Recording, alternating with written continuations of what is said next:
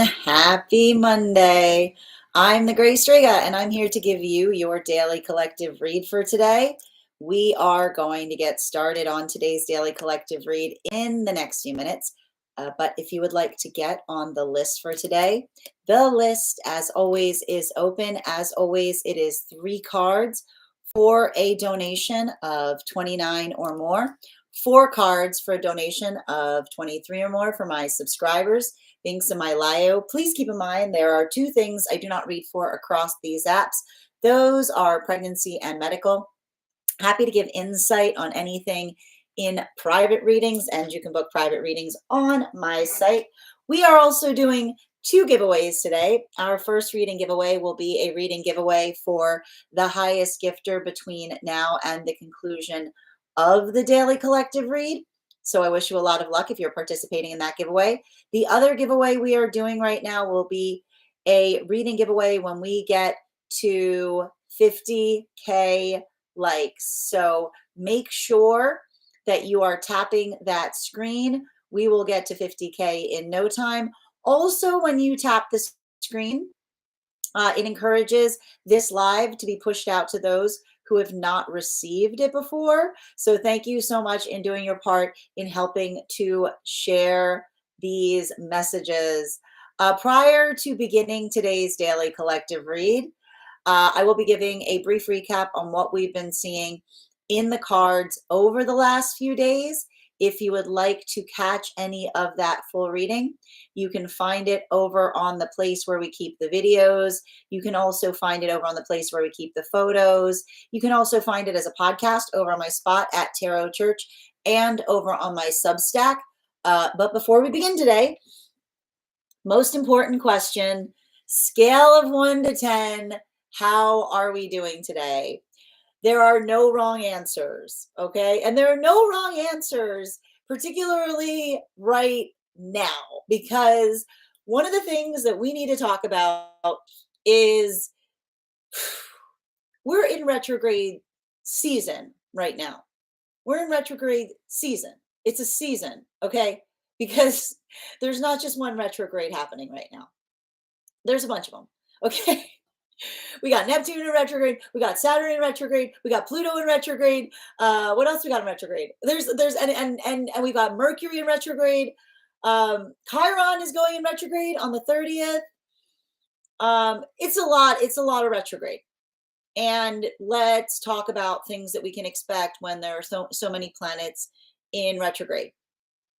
Feeling confounded, feeling like you're in a rut, feeling frustrated, particularly in relationality to time right now, given the fact that Neptune and Saturn are like on top of each other in the retrograde, which is like a lot of force, like it's almost like forced compression energy as it relates to how one feels versus how long things have taken.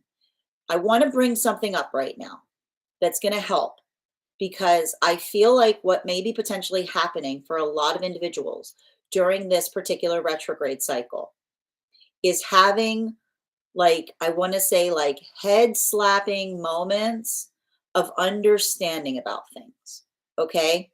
And the thing about it, okay, it has to do with perspective.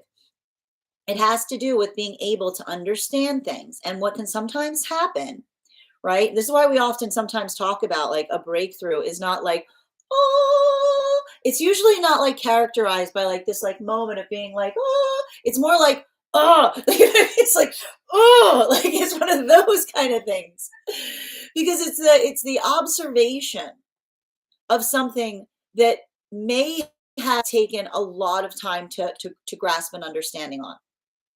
That's the type of vibe we're talking about right now. And it can create, and that's what I mean in relationality to the juxtaposition of the proximity of Neptune and Saturn both going into retrograde so close to each other, which is the feeling that we often have in observing energetic cycles that have taken a long time to break through from, or to break free from, or to heal from, right?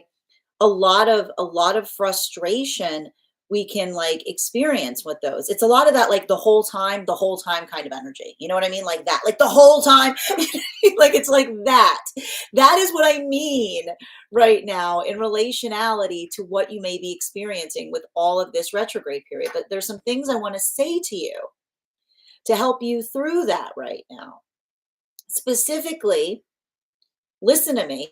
Okay. Hindsight is 2020 because hindsight is faulty. Okay. It's obvious. It's easy to see things in hindsight with the understanding of the context of the present self.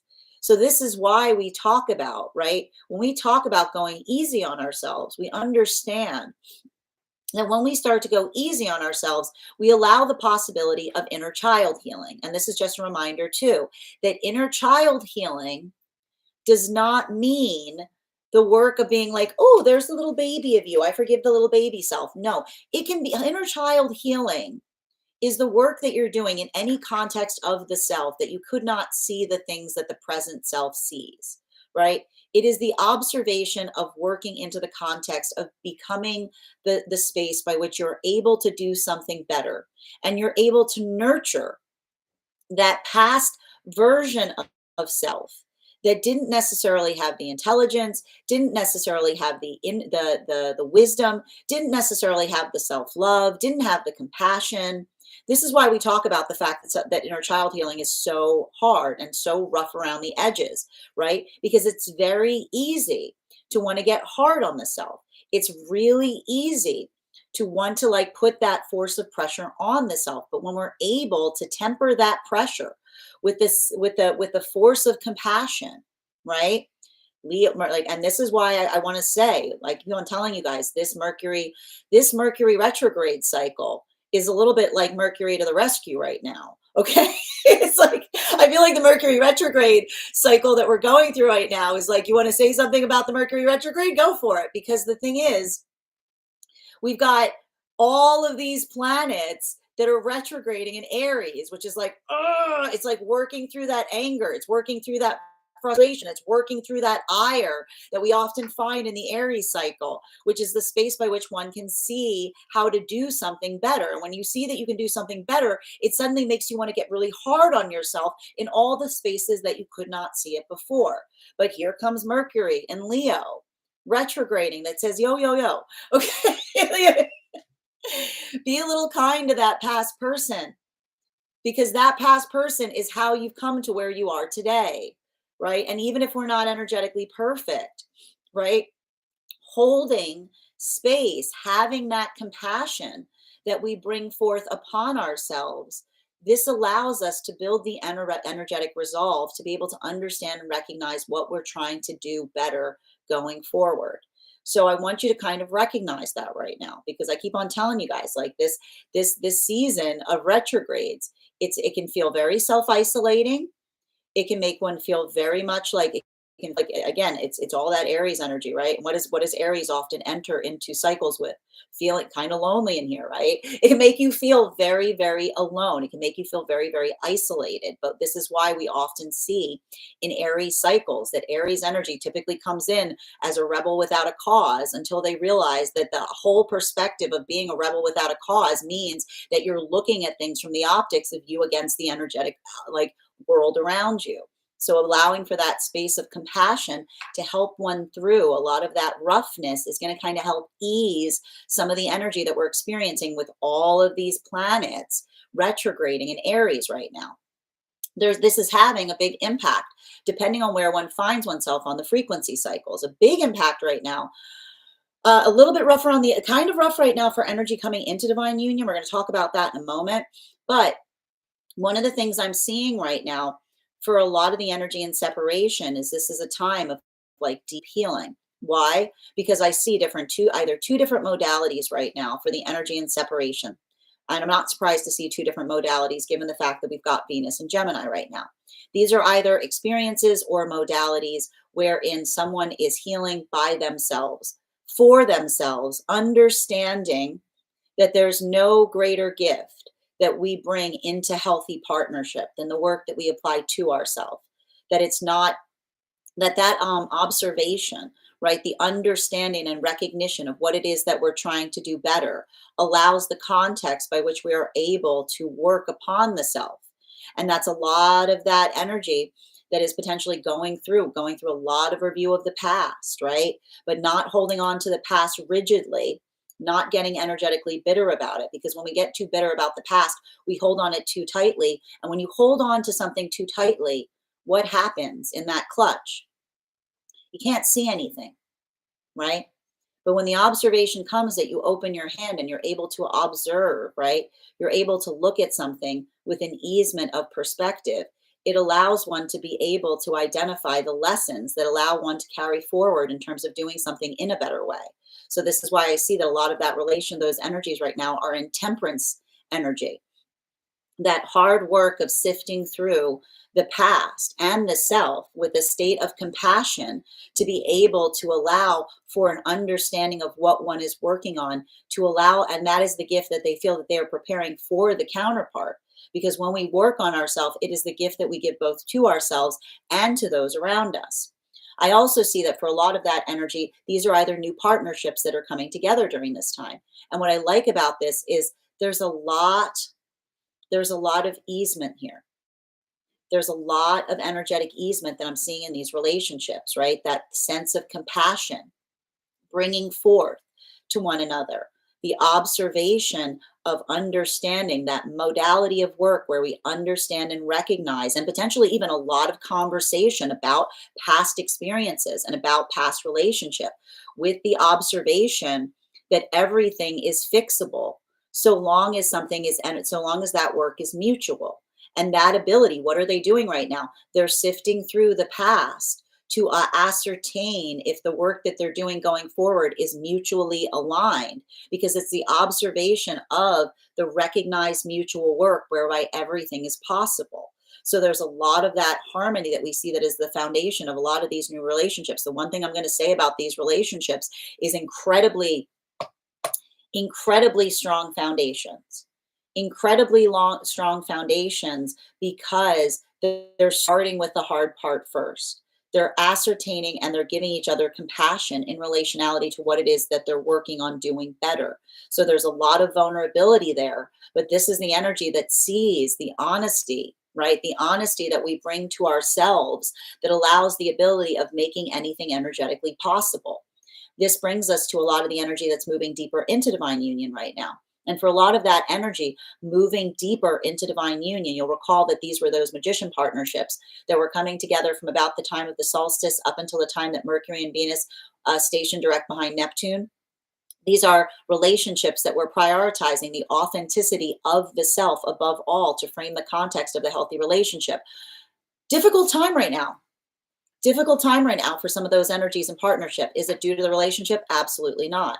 But the volatility potentially rising up in building into a relationship where they feel like they are being held, not in terms of the potential that they bring forth into the partnership, but who they actually are, right? The authenticity, the mutual appreciation of one another, that suddenly creates the observation of looking at the past in a whole new way. This is why we talk about the fact that healing is not linear, because sometimes we pick up things along the way that make us have to look at something in a whole different way. And that's like, this is the energy going, the mutual appreciation. It's like the mutual appreciation that changes and frames the context of past experiences, either work that one needs to do better, situations that one may have recognized that one needed to change something within the self, or something that one was experiencing outside of the self. But what's beautiful out of those relationships is the relationship itself. Are these situations where people are running back into the past for recompense?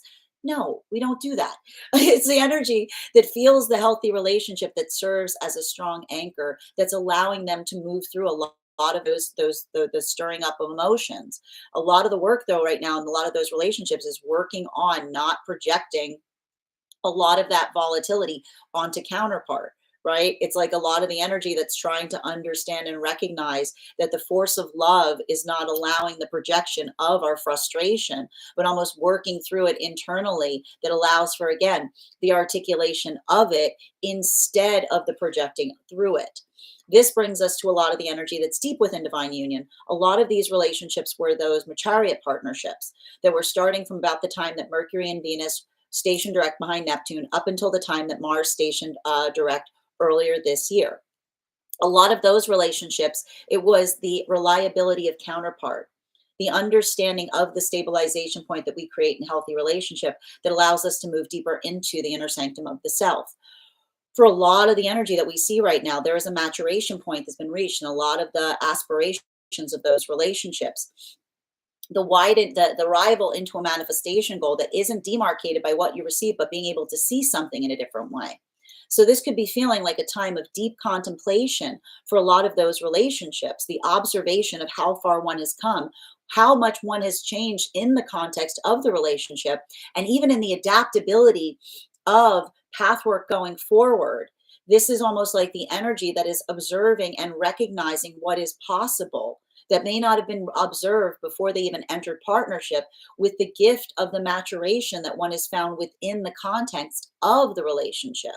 So there's a lot of that observation of the beauty of a healthy relationship, like much like a manifestation grows and changes, and we're able to see more in the context of it, so too does the relationship that expands to accommodate it. So there may be a lot of that observation right now of working on learning new things, the observation of articulating what it is that one is trying to do better in order to reach those new expansion points of the manifestation goals. That is where we find all of the energy prior to beginning today's daily collective. But let me know in the comments how this energy is impacting you personally. If you would like to find that full reading, you can find it over on the place where we keep the videos. You can also find it over on the place where we keep the photos. You can also find it as a podcast over on my spot at Tarot Church and over on my Substack. That said, we are going to get started on today's daily collective read in the next few minutes. But if you would like to get on the list for a personal reading today, the list is open. You will be the first person read for it on it. It is 3 cards for a donate, or if anyone's on the hold list, if you are on the hold list, please speak now. Okay, let me get you on the list sooner rather than later. It is 3 cards for a donation of $29 or more. 4 cards for a donation of $23 or more for my subscribers, Binks and my Lio. Please keep in mind there are 2 things I do not read for across these apps: pregnancy and medical. Happy to give insight on anything in private readings, and you can book private readings on my site. I'm going to take a minute to read over some of the comments that came through as I was reading. Grand Rising, Haley, so good to see you today. Adina, good to see you as well. Go ahead and make a comment. I'll be sure to pin you. I had a beautiful podcast with Adina earlier. I think it was late last year. You can find it over on her site or over on my Substack. Welcome, Adina. Hope you're having a beautiful day. And thank you, Renee, for joining us today. Welcome, Little Vamp. Grand afternoon, Renee. Haley, today's maybe a 4, working through some tough emotions. Continue to do that work, Haley. Make sure that you're resting. Make sure you're hydrating. Make sure you're writing things down. Make sure you're not projecting. I'm doing okay today. I slept like wild last night. I got so much sleep. It was wild. I just like so much sleep. It was good. It was needed. It was needed. Hi there, dear. A 7. We like a 7, Renee. So good to see you, little vamp. And Kay, good to see you guys. Kay Megan is pinned there. Thank you so much for all of your help moderating. Make sure that you give Kay a follow. A 6, we like a 6-2 jet set. A 7, we like that too, Marie. So good to see you today. A 5 or a 6. Okay, that's a good place to start today. I'm feeling it. I know, Haley. But here's the thing. Just allow it to fortify you. I feel like, here's the thing. I think this new moon in Leo is going to help a lot with it. Like new moon and Leo energy is like new dawn, new day kind of stuff. You know, it's a lot of that, like it's a lot of that sense of like working towards like doing the best that we energetically can, and the observation of those who appreciate us in that context. I barely know my name right now. Then again, prioritize rest right now, little vamp. Make sure that you're taking time to like allow that context of feeling present within the self. Hi there, Oracle Erica. So good to see you today. Grand Rising, Minnie. A 20. Wait, no, that's 20 gifts. I thought you said number 20. Oracle Erica. And Grand Rising Bridget. Thank you, Cody, for those hearts. And welcome, Cody. Monday morning quarterbacking. It's what we do here, kind of. We're like energetically quarterbacking. I guess that's a good way of describing it. I'll take it. A win is a win. A win is a win. Okay. And welcome. Thank you so much. Yes, already right on point. Thank you, Kay. Good to see you today. I believe the first spot is open so long as I'm looking for anyone who's on the hold list.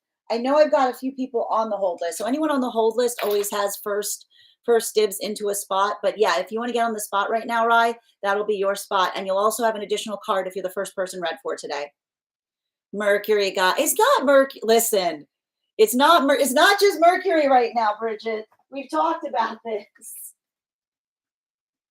I actually feel like Mercury being retrograde in Leo right now is beneficial with all these other energies, with all the other energies in Aries.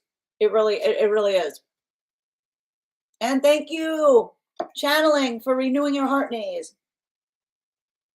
Just a reminder for anyone who is a subscriber, if you would like an animal spirit guide card on top of your one card, make sure that you're recharging your heart maze right now. Lisa, you are the first person on the list for today, and you will also have an additional card. If anyone else wants to get on the list right now, you will be the second person read for. Thank you for those bells, Cody. Nikki, Grand Rising, dear. I love those cats. Oh my goodness. Yes, this is too accurate. Sending you support, Haley. And thank you for the antipasto salads. Antipasto salads. I'm still not over that. I love it. Priestess Rain, thank you for the follow. Grand Rising, Ryan. Hope you're having a beautiful day. And you too, Grace. Good to see you. Okay, the antipasto gift just reminded me I forgot to get olives from the shop today. You know, here's the thing. It just makes me hungry. It's very hard, okay? It's very hard to be sitting here and just talking about antipasto and not having any, okay? The recap was spot on. Thank you so much. And thank you, Claire, for getting on the list. You will be the second person read for. If anyone else wants to get on the list right now, you'll be the third person, Maria. Thank you for getting on the list. You'll be the third person read for. If anyone else wants to get on the list right now, you will be the fourth person read for. Unique. I'm learning and growing so much. You're so welcome, dear. And thank you for being here and being a part of this collective. Julie, thank you for the follow and thank you for sharing the live. Oop, where'd my spot go? Rue, your subscription's ending soon if you'd like to renew. Mojo Jojo, thank you for the follow. Your username is awesome.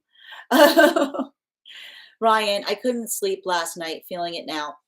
Just take some time. Here's the thing, like it's giving me a lot of like that sleep catch up energy, right? So just like rest. It's like, here's the thing with I'm going to keep on reminding you guys, we've had so many planets in Aries this year. And when we have a lot of planets in Aries, it can be hard to stay down when you're sleeping. They're like Aries are light sleepers. It's like the slightest sound kind of energy. So it's like a lot of that, like rest is needed, right? Because that's kind of like Aries. You'll notice those with Aries often have that like sleep cycle, like rest is needed, And Kiria, thank you for the follow. If I'm ever mispronouncing your name, please feel free to correct me. Thank you for those gifts, dear. I feel that. I've been having trouble sleeping through the night. It's the Aries energy. Dreams are wild. Yeah, I mean, I'm not surprised about that too. I told you, a lot of the dreams right now, I would not be surprised if they're confluence dreams. So you're probably seeing a lot of people from the past in strange places, potentially a lot of karmic dreams coming through.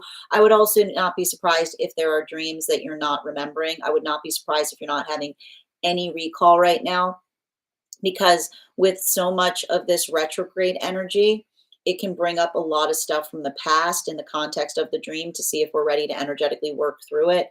And sometimes the guides are just like, no, nope. Welcome to those who are joining us across the place where we keep the photos. Hope you guys are having a beautiful day. No, I'm not aware of that individual, Anna. Feel free to shoot me a message on it. Deep Equity, welcome as well. Thank you as well to Embellished Path and Tiana. Thank you for joining us on the place where we keep the photos.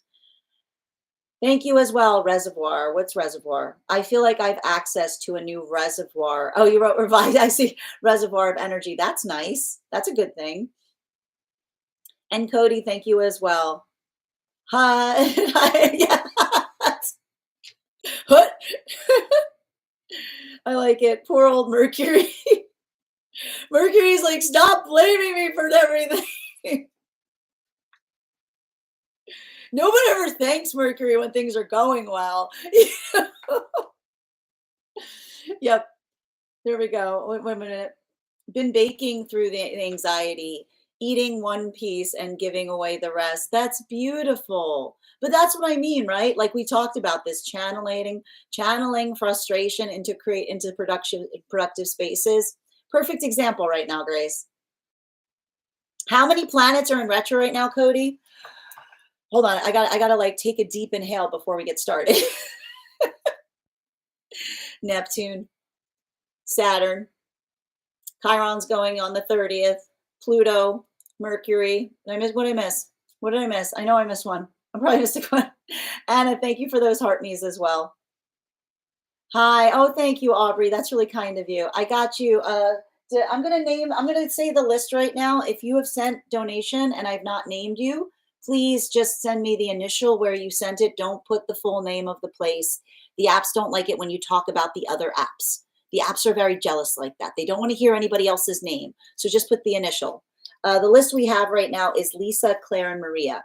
If you are on the list, if you sent the donation and I have not named you, give me your first name and the initial where you sent the donation and I'll confirm your placement on the list. Mercury retrograde in Leo only got the ego trigger so far. I like that. I like that. and it rhymes. It rhymes. I like that. Seriously, there isn't a good Italian deli or restaurant where you live. Oh gosh, that hurts. Yeah, that's not easy. At Julie, Mercury is retrograding, ex been reaching out, a strange family reaching out. Well, and I got to tell you, a lot of that has to do, it's going to be, it's also, it's like, it's a lot of the past coming back right now. But, and it's not just Mercury, it's because of all the other, especially, I think that like, again, Saturn and Neptune is a lot of that. We should have talked about this sooner kind of energy. It's a lot of that, I would not be surprised if someone's like, I've been putting this off for too long. Right. It's like, it's a lot of that type of energy. Like it's a lot of that, like working through like the apologetic procrastination point in something that should have been done sooner. Like that is what I mean with like Neptune and Saturn in retrograde, like in such close proximity. Grand Rising, Julie. Good to see you today. Yeah, I don't remember any dreams from last night. Yeah, I would not be surprised about that as well. I told you because there's a lot of deep diving right now with all these planets in retrograde. I would not be surprised if some guys are like, "You're not bringing that back, not in my house." You know what I mean? Like a lot of that. Nope, not necessary. Not necessary.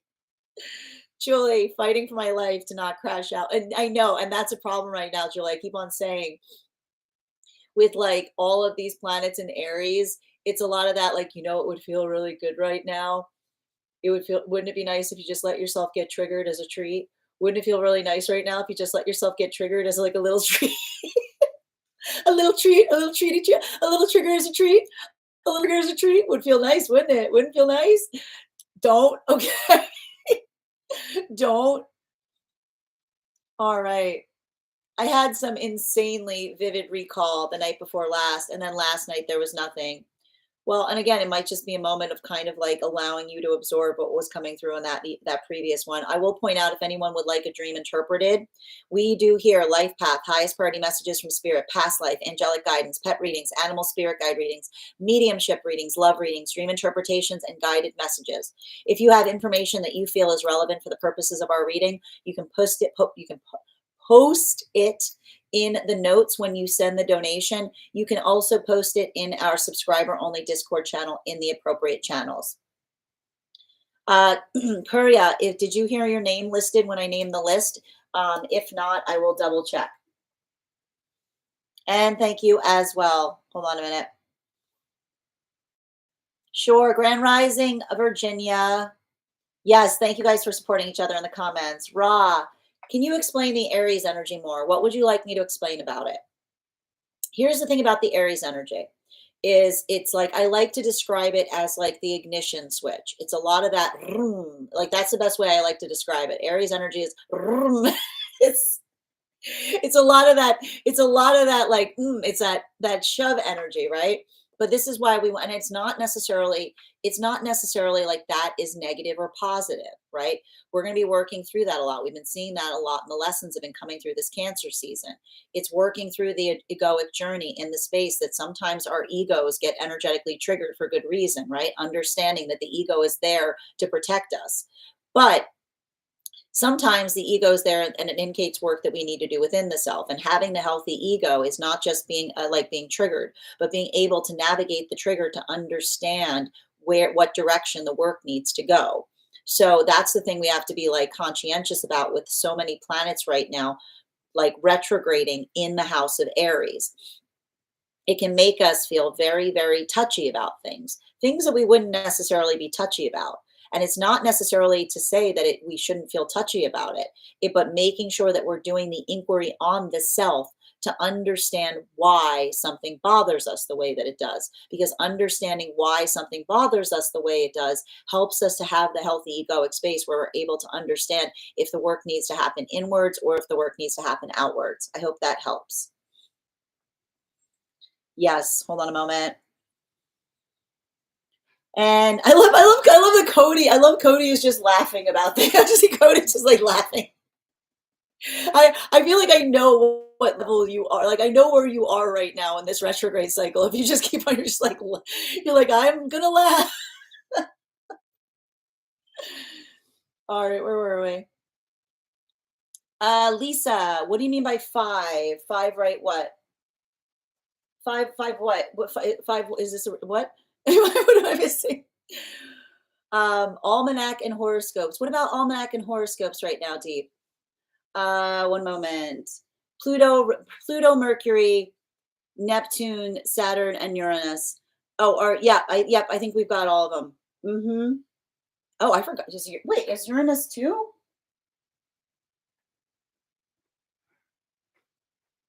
Oh, wait. No, no, wait. Uranus is not retrograde yet. Don't be, Nikki. Don't be adding planets into the retrograde salad. What are you doing? My heart can't take. What are you doing? Don't do that. Where were we? Mercury is in my stellium. Mercury is my stellium in Taurus, and I thank her for keeping me out of trouble all the time. Yeah, it's good. I bet you're a fast talker, Ryan. I bet you're really good at talking your way out of this. A Mercury stellium is like the I can explain champion. The I can explain. Yeah, I need 30 seconds. I need 30 seconds of your time. Just give me 30 seconds. Where are we?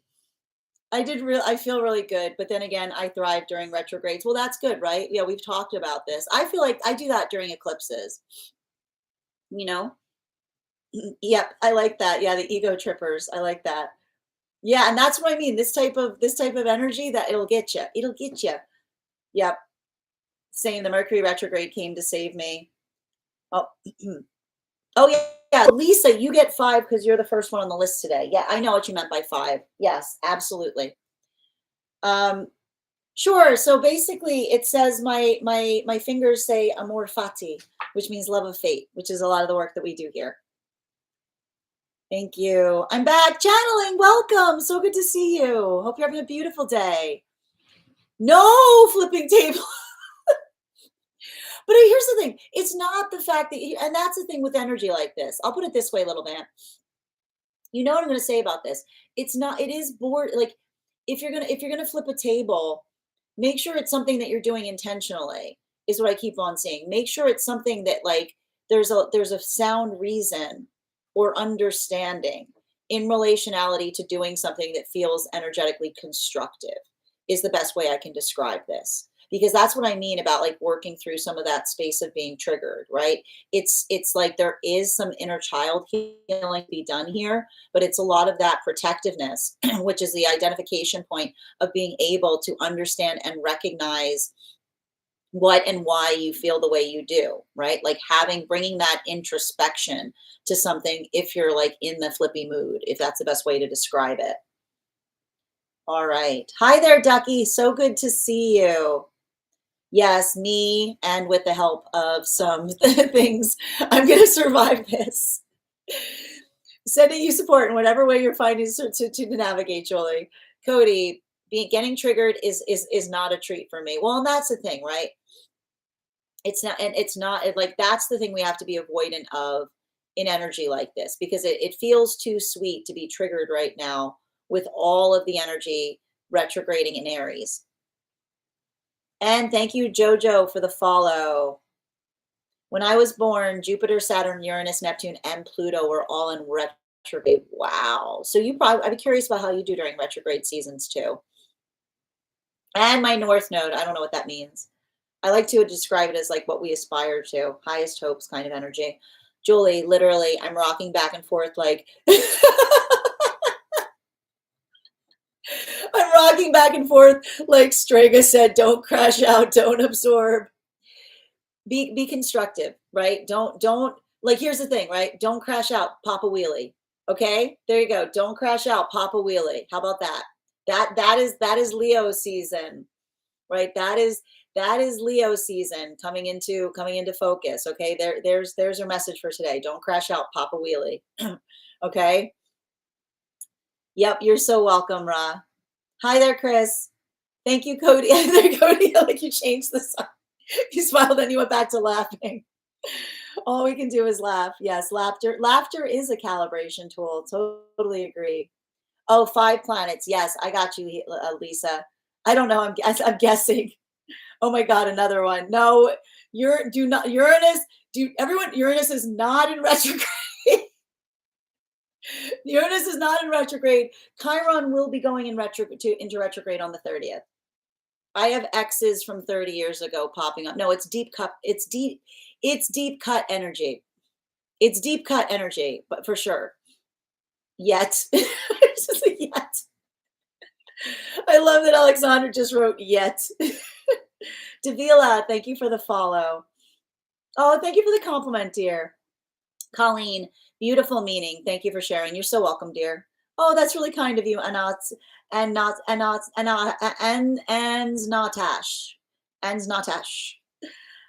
You must be one magically, if you're still thinking, hold on a minute, if you're still thinking about you, if you're still thinking about you all this time, true that, Kay. Ryan, always impressed by how fast you can get caught up on comments. We just keep on typing. I do my best. I'm a fast talker. I always have been. So yes, in Latin. And thank you as well. Julie, thoughts and prayers. Thank you. This universe for jokes, this retrograde. Sending you so much support, Julie. Yep, we be yapping. Colleen, I feel my ego. Help me open my third eye. Is that crazy talk? I don't think it is. And here's the thing we talk about here, Colleen. It's not about shedding the ego entirely. I like to point out everything we have is a gift. And the ego is the protective shell of the soul. It's there to energetically protect us. But the thing with the ego is, and this is why we have to work on having a healthy one. The ego likes to imagine that there's only one person on the entire planet, and it's you, right? And when we have a healthy ego, we observe it. We recognize our own tendency to be protective, right? And it's not to say that there aren't reasons to be protective. But when we're in a healthy space, we see when the ego is being protective for the right reasons, right?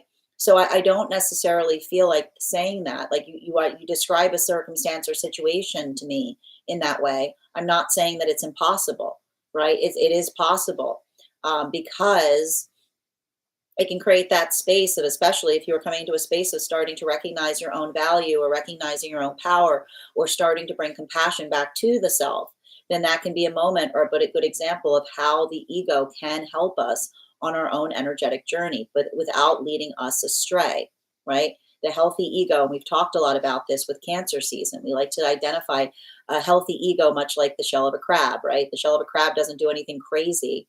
It doesn't do anything extravagant. It's basically just carries the shape of what's within it. So thank you for that insight, though. And thank you for that point. Hi, Catherine. Good to see you. Hope you're having a beautiful day. Debbie, thank you for the follow, dear. One moment. Just catching back up. Thriving right now. I like that. Grace, this morning, tea, piano, Palo Santo, and playing riffs. I don't play, rather distressed playing keys. I mean, that sounds like playing to me. I think you're just qualifying how you're playing. But that's beautiful. Beautiful way to start today. Papa Wheelie, yes. This is a safe space for yappers. Oh, yes, it is. We were here for it. No more retrogrades, y'all, please. There's one more coming, Julie. It'll be okay. It's going to be Chiron, which again, we're going to work through. I feel great. I'm at the fourth. You're at the fourth. Oh, that's awesome. Oh, well, I'm glad. I mean, I'm glad you're in a good space. Make sure you're taking care of yourself. Okay. Yep. That's really cool. One moment. Okay. The way if my ex showed up again in 30 years, I would not be surprised though. Oh dear. Mentally, doing well. Very happy to hear that, Nikki. Yep. That's on being unforgettable. I like that purr. And magical. Thank you for the gifts, Nikki. And Nikisha, thank you for the follow. Oh no, you and Kay with the stomachs. Yeah, peppermint tea and ginger. Absolutely.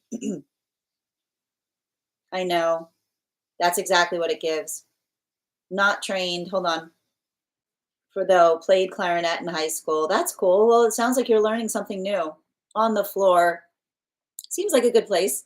It's just silly. Oh, it's okay. Silliness is also a gift. I hope you're yes, wishing you a good late summer vacation as well, Ryan. Hi there, Ari. Oh, buon compleanno, dear. Good to see you today. All right, friends, as I mentioned, we are going to get started on today's Daily Collective in the next few minutes. If you would like to get on the list for today, you will be the fourth person read for. If you are on the hold list and would like to get off the hold list today, please let me know soon as well so I can add you off the hold list. It is 3 cards for a donation of $29 or more, 4 cards for a donation of $23 or more for my subscribers, Binks and my Lio. Please keep in mind there are 2 things I do not read for across these apps, pregnancy and medical. Happy to give insight on anything in private readings, and you can book private readings on my site. A couple of updates before we start on our Daily Collective. First and foremost, I want to thank everyone who attended our recent class on the Devil card. Our next class is going to be held on Wednesday, August 13th at 6 p.m. PST, 9 p.m. Eastern. We are going to be continuing our studies into the tarot with a focus on the Tower card. If you would like to become a part of that tarot class program, all you need to do is head on over to my Substack and become a paid subscriber.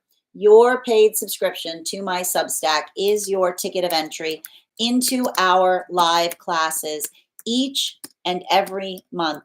You will also, as a paid subscriber, have access to as a paid monthly subscriber, have access to over 9 hours worth of material in the Tarot Church Library class archive. It's not necessary to catch up. I'll be doing my best to give you an update on everything we've studied in our classes. But if you wanted to catch up, now is the time to join, because you got over a month and a ton of classes that you can bone up on before we have that next class. You'll also have access to a one-on-one chat with me and the other students to ask any questions that you may have in relation to anything we've learned or studied thus far. And if you become a founding member to my Substack, not only will you receive a discount on the full year's worth of classes, you will also have full access to the entirety of the Tarot Church Library class archive. That is access to over 16 hours worth of material in an ever-expanding library. You will also have access to, if you choose to receive it, a complimentary one-on-one mentorship class with me, where I will meet with you personally to assess where you are on your own personal tarot journey and give you the best insights in terms of how to utilize those classes to the best of your advantage, moving towards your personal tarot goals moving forward. One of the things I tried to do with these classes was make them accessible to the absolute novice tarot reader as well as the seasoned reader. There's definitely something there for everyone. Don't let your lack of experience or your robust experience prevent you from joining us in these classes.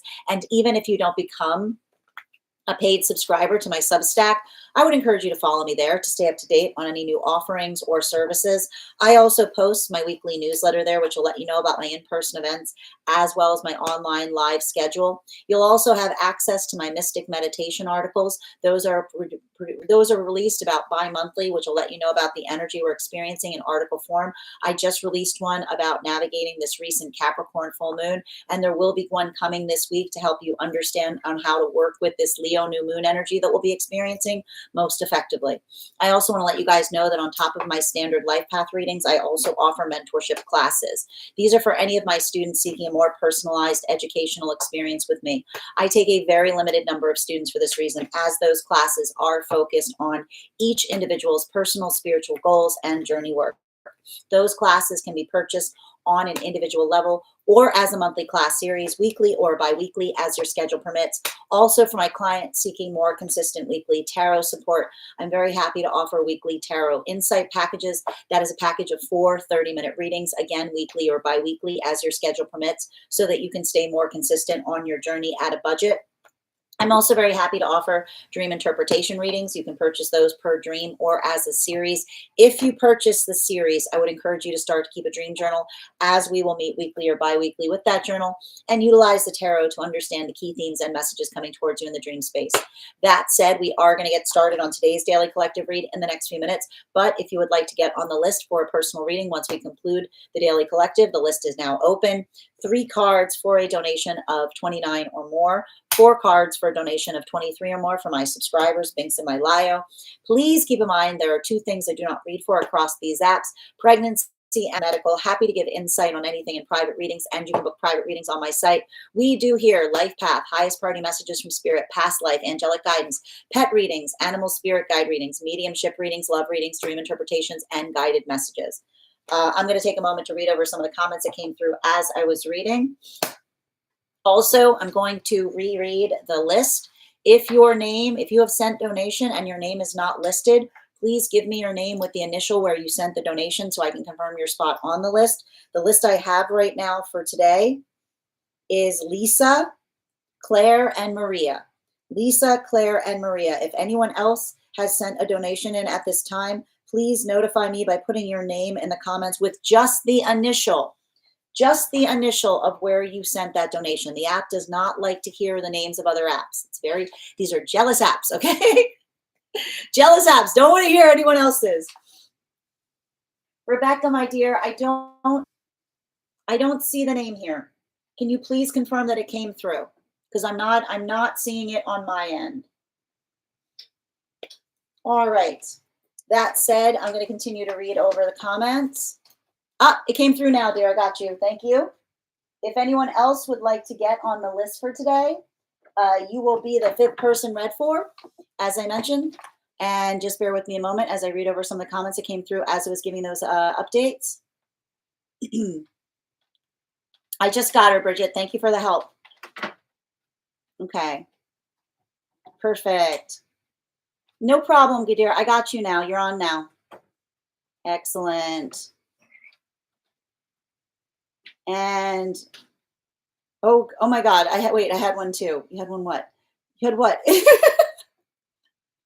I don't know these I don't know these weird gifts things you guys are doing. I was wary of doing a job change during a Mercury retrograde, but it worked for me. I mean, channeling, that's a good point. You know, here's the thing. I don't think it's not necessarily a bad thing to do a job change during a Venus in retrograde, so long as you're energetically careful. You know what I mean? Like, I know that there's a lot of that. I know everyone gets a little like weird about it, but like, I also feel like it depends on where Mercury is retrograding. Like that's a bit of the thing on it. I think the thing, it's like, I feel like the thing we have to understand with Mercury retrogrades is it's more like a measure twice, cut once, as opposed to like not doing things. All right. I was in a meeting. Yep, no, we got you, dear. You're all good. You're on the list now. I didn't hear. Yep, thank you. It just came through. All right. Okay, I'm too ready. I am too ready for this collectives, as am I, Cody. All right, no worries. I know. Yep, no problem. I got you, dear. And like seriously, where are they coming from? I haven't spoken to them at least a year. It is a heavy retrograde season. And again, it's because it's not just Mercury. And I keep on saying, like, you guys know I'm not the type of reader that's like, they're coming back. But I would say that with this much retrograde energy, I would not be surprised if things are not coming back from the past metaphysically, emotionally, spiritually, or tangibly, right? It's a lot of that, like, look how much has changed kind of energy. Yes. And some chick, your subscription's ending soon if you'd like to renew. Good to see you today, creative. Hope you're having a beautiful start to your day. Very true. I didn't even consider where it's happening. And here's the thing, like a Mercury retrograding in Leo is a lot of that who am I energy. You know what I mean? It's a lot of that who am I energy. So I feel like it's like it wouldn't even, especially if it's happening now. Like I don't think it's necessarily like I feel like that's what I keep on saying with this Mercury retrograde being a little bit different than one that we've experienced before, because it's a lot of, I keep on hearing it's very much around like working through the identity of the self, if that makes sense. Hi there, Greg. I'm into crystals. I'm over. You're in good company. There are a lot of people here that are. Yep. Um, and thank you for being here and receiving these messages. And just a reminder to those who are joining us across the other apps, you can also get on the list via my tree that has Binks in it in my bio. All right. I'm chilling though. I like that. I like that. Chilling's good right now. How do you know where Mercury is retrograding? It's wherever Mercury is at the time that the retrograde occurs. So Mercury is currently in Leo. And that's the thing about it, creative. All the other planets retrograding right now, with the exception of Pluto, are retrograding in Aries. So, yep. Nobody's reached up to me, but my ex showed up. Yeah, I definitely think that counts, Kay. I think that definitely counts. All of the above. Thank you as well, Ducky. Hi there, Fuzzy. Good to see you. Leo rising checks in, check in. Yep. Yeah, and that's the thing too, right? Like, and that's the only thing I'm going to tell you. Like, the same energy that we're seeing with like who am I, and this is the only thing that we have to be conscientious with so many planets, like like retrograding in Aries can also create a lot of who do you think you're talking to. It can create a lot of who raised you. It can create a lot of like it can create a lot of that type of energy is what I keep on seeing. So just don't allow, like, I'm going to say this right now, okay? Because if someone else doesn't have standards, doesn't mean they move them off. You don't move off yours. I don't care look at me. I don't care who started it. I don't want to hear it. Okay? I'm going to mama bear all of you right now. I don't care who started it. Okay? I don't want to hear it. I don't care what comes towards you. Don't let it affect how you approach situations and circumstances. I don't want you coming to me for a reading after this retrograde season and be like, but, I don't want to be like, I don't want to hear any buts. I don't want to hear any buts. I don't want to hear any buts. I don't care. I will pull you out by the ear. I will pull you out by the ear. All right. Don't be coming to me. Don't be coming to me after this retrograde season. Be like, but I don't care. All right. No, but, no. Yep. Exactly. No, literally, like exactly. One moment. As a Virgo, what is my planet? Oh, are you talking about Like, are you talking about astrologically in relationality to what I mean, like, I need to point this out. Like, there's not planets that are our planets. Yeah. And thank you, Unique, for sharing the live. Thank you as well, Kay. No, literally, like, were you born in a like that's exactly what we're talking about right now. And that's the thing that we have to be conscientious with so many of these planets right now stationing in Aries. Like, it can create a lot of that feeling of being energetically triggered. It can create a lot of that like kind of stuff. Yes. Or no, literally, like, were you born in a barn? Yeah, the converse, who are you? Exactly. Who am I and who are you kind of work right now. So, and that's why I actually think, like, I think that a lot of this work that we're going through with this retrograde series season, there's positives here, right? There's something that can feel fortifying because it's the working when you're working with this in a space of contemplation, right? The internal journey of understanding the self.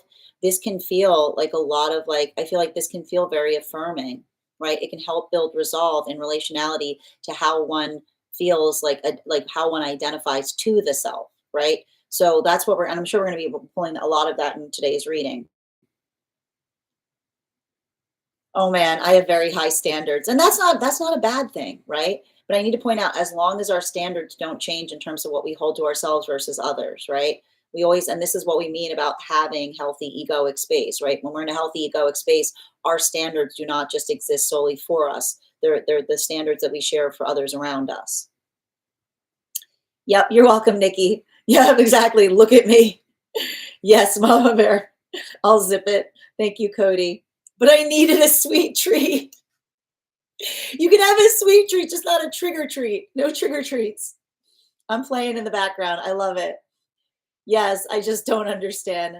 Oh, you mean like the planet associated with Virgo? The planet associated with Virgo is often Mercury, if that's what you were asking, Mo.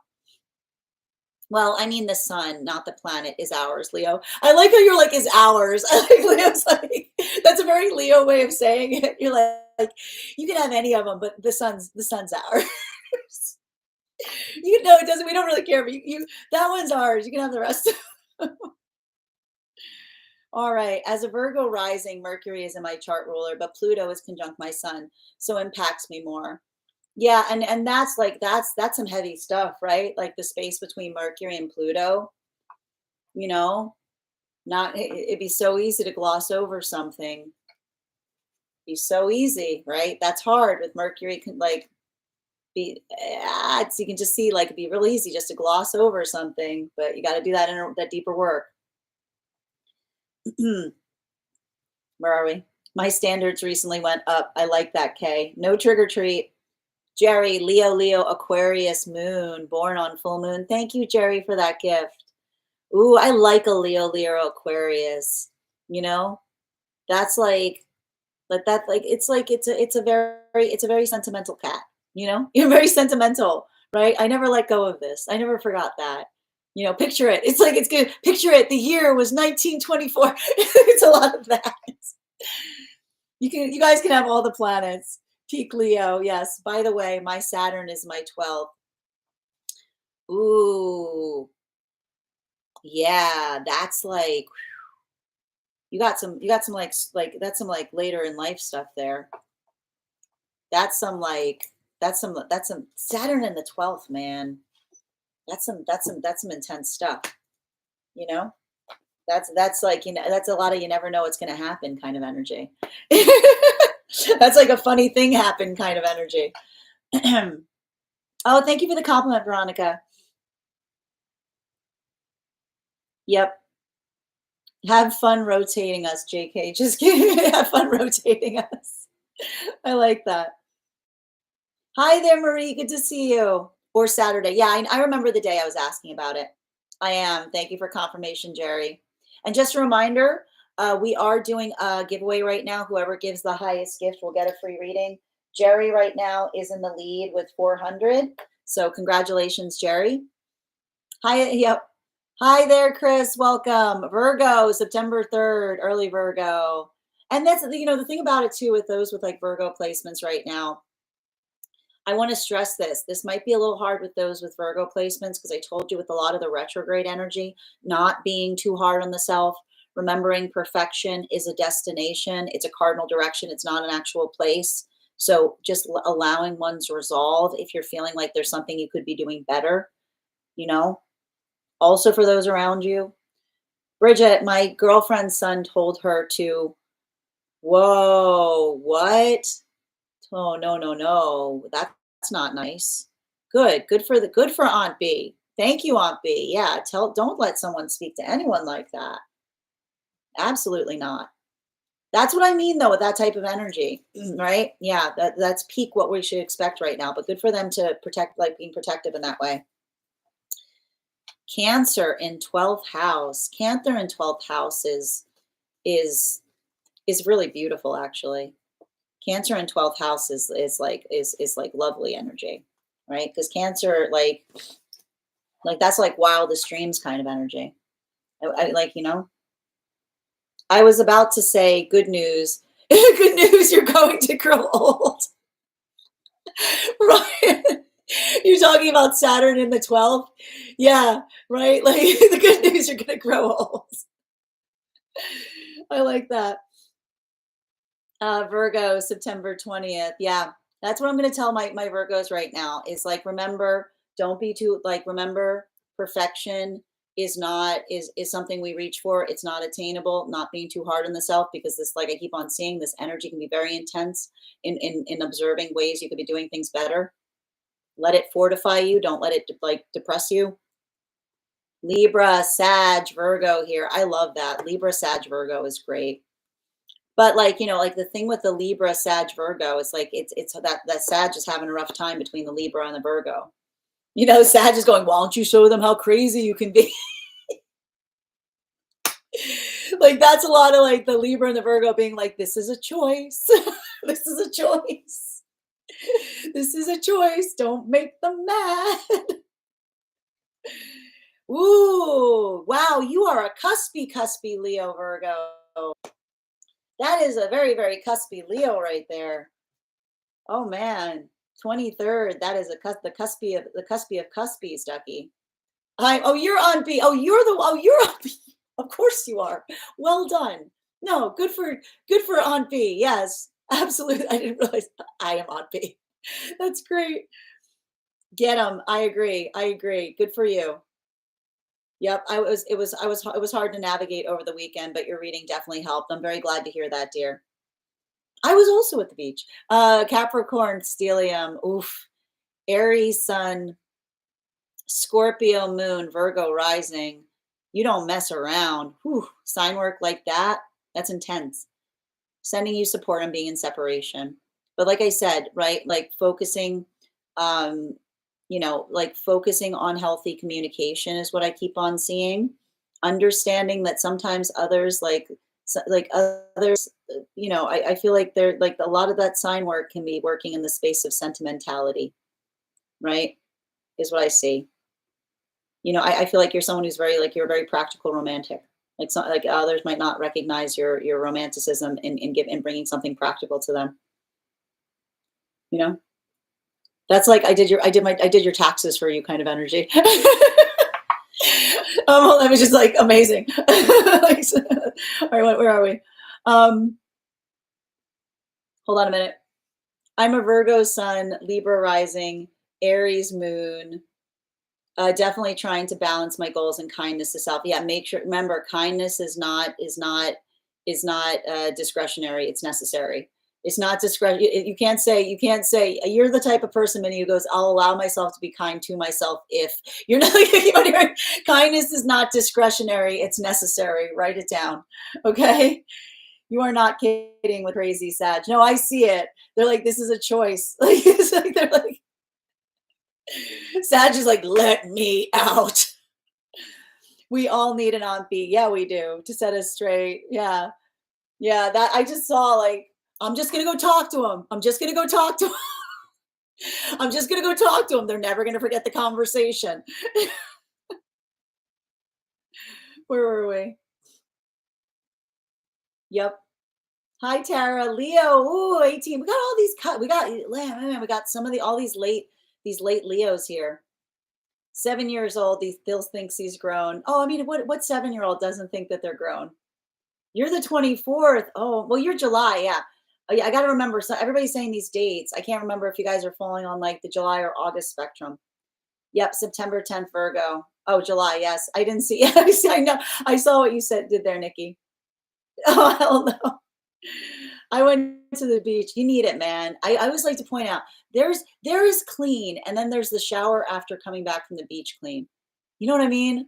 Like you'll never like that is tell me something that feels better than that. I'll wait. There's nothing. There's nothing. There's nothing.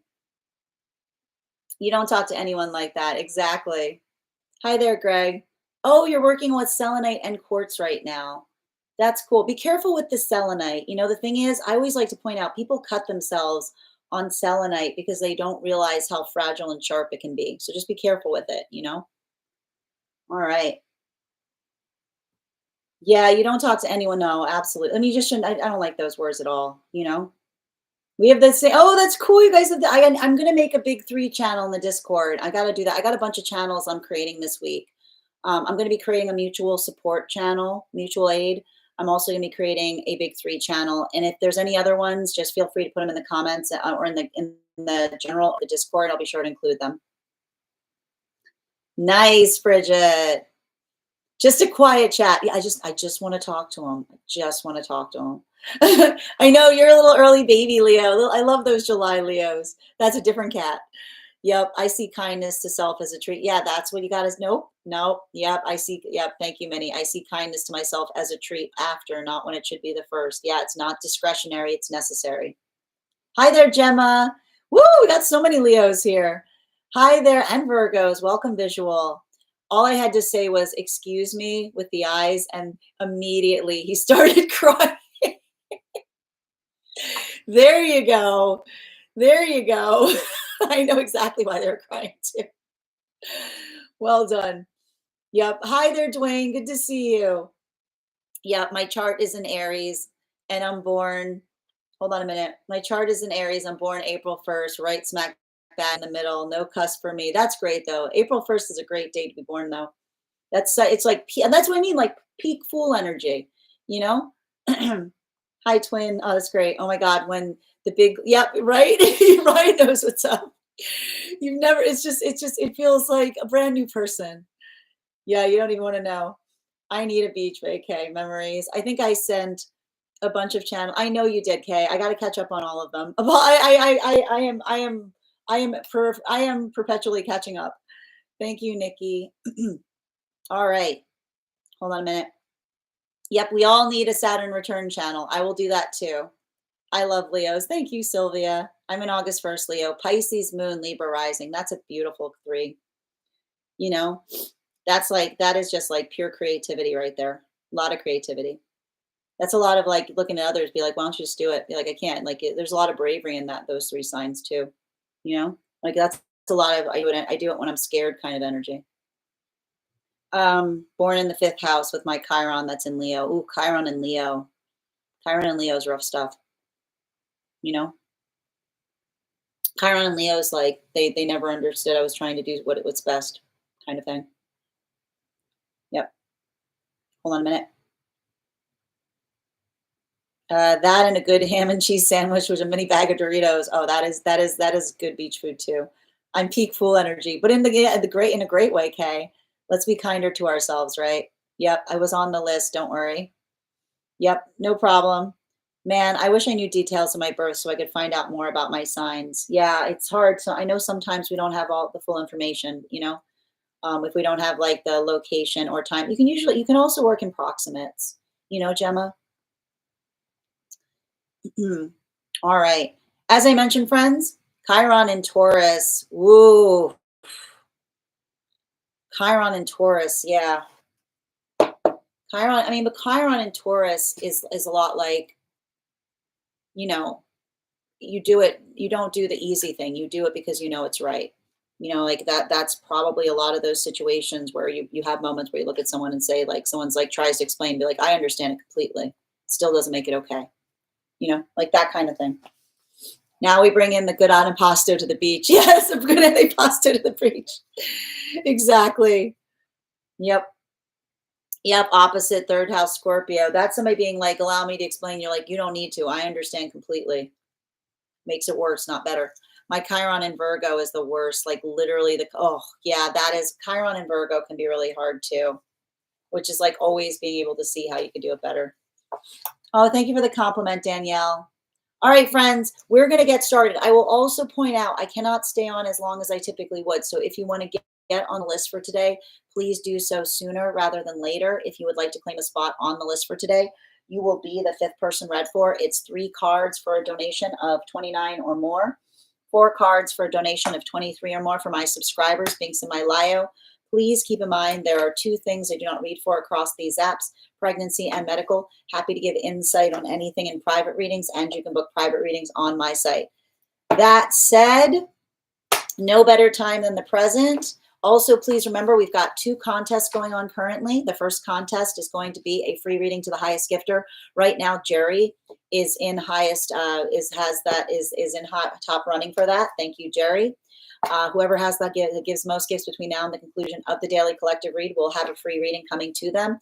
The other giveaway is we will be doing a giveaway when we get to 50K likes. Friends, we are already at 28.4K likes. When we get to 50K, I will be doing that giveaway and someone will be getting a free reading. That said, no better time than the present. Why don't we get started? Welcome, everyone. Happy Monday.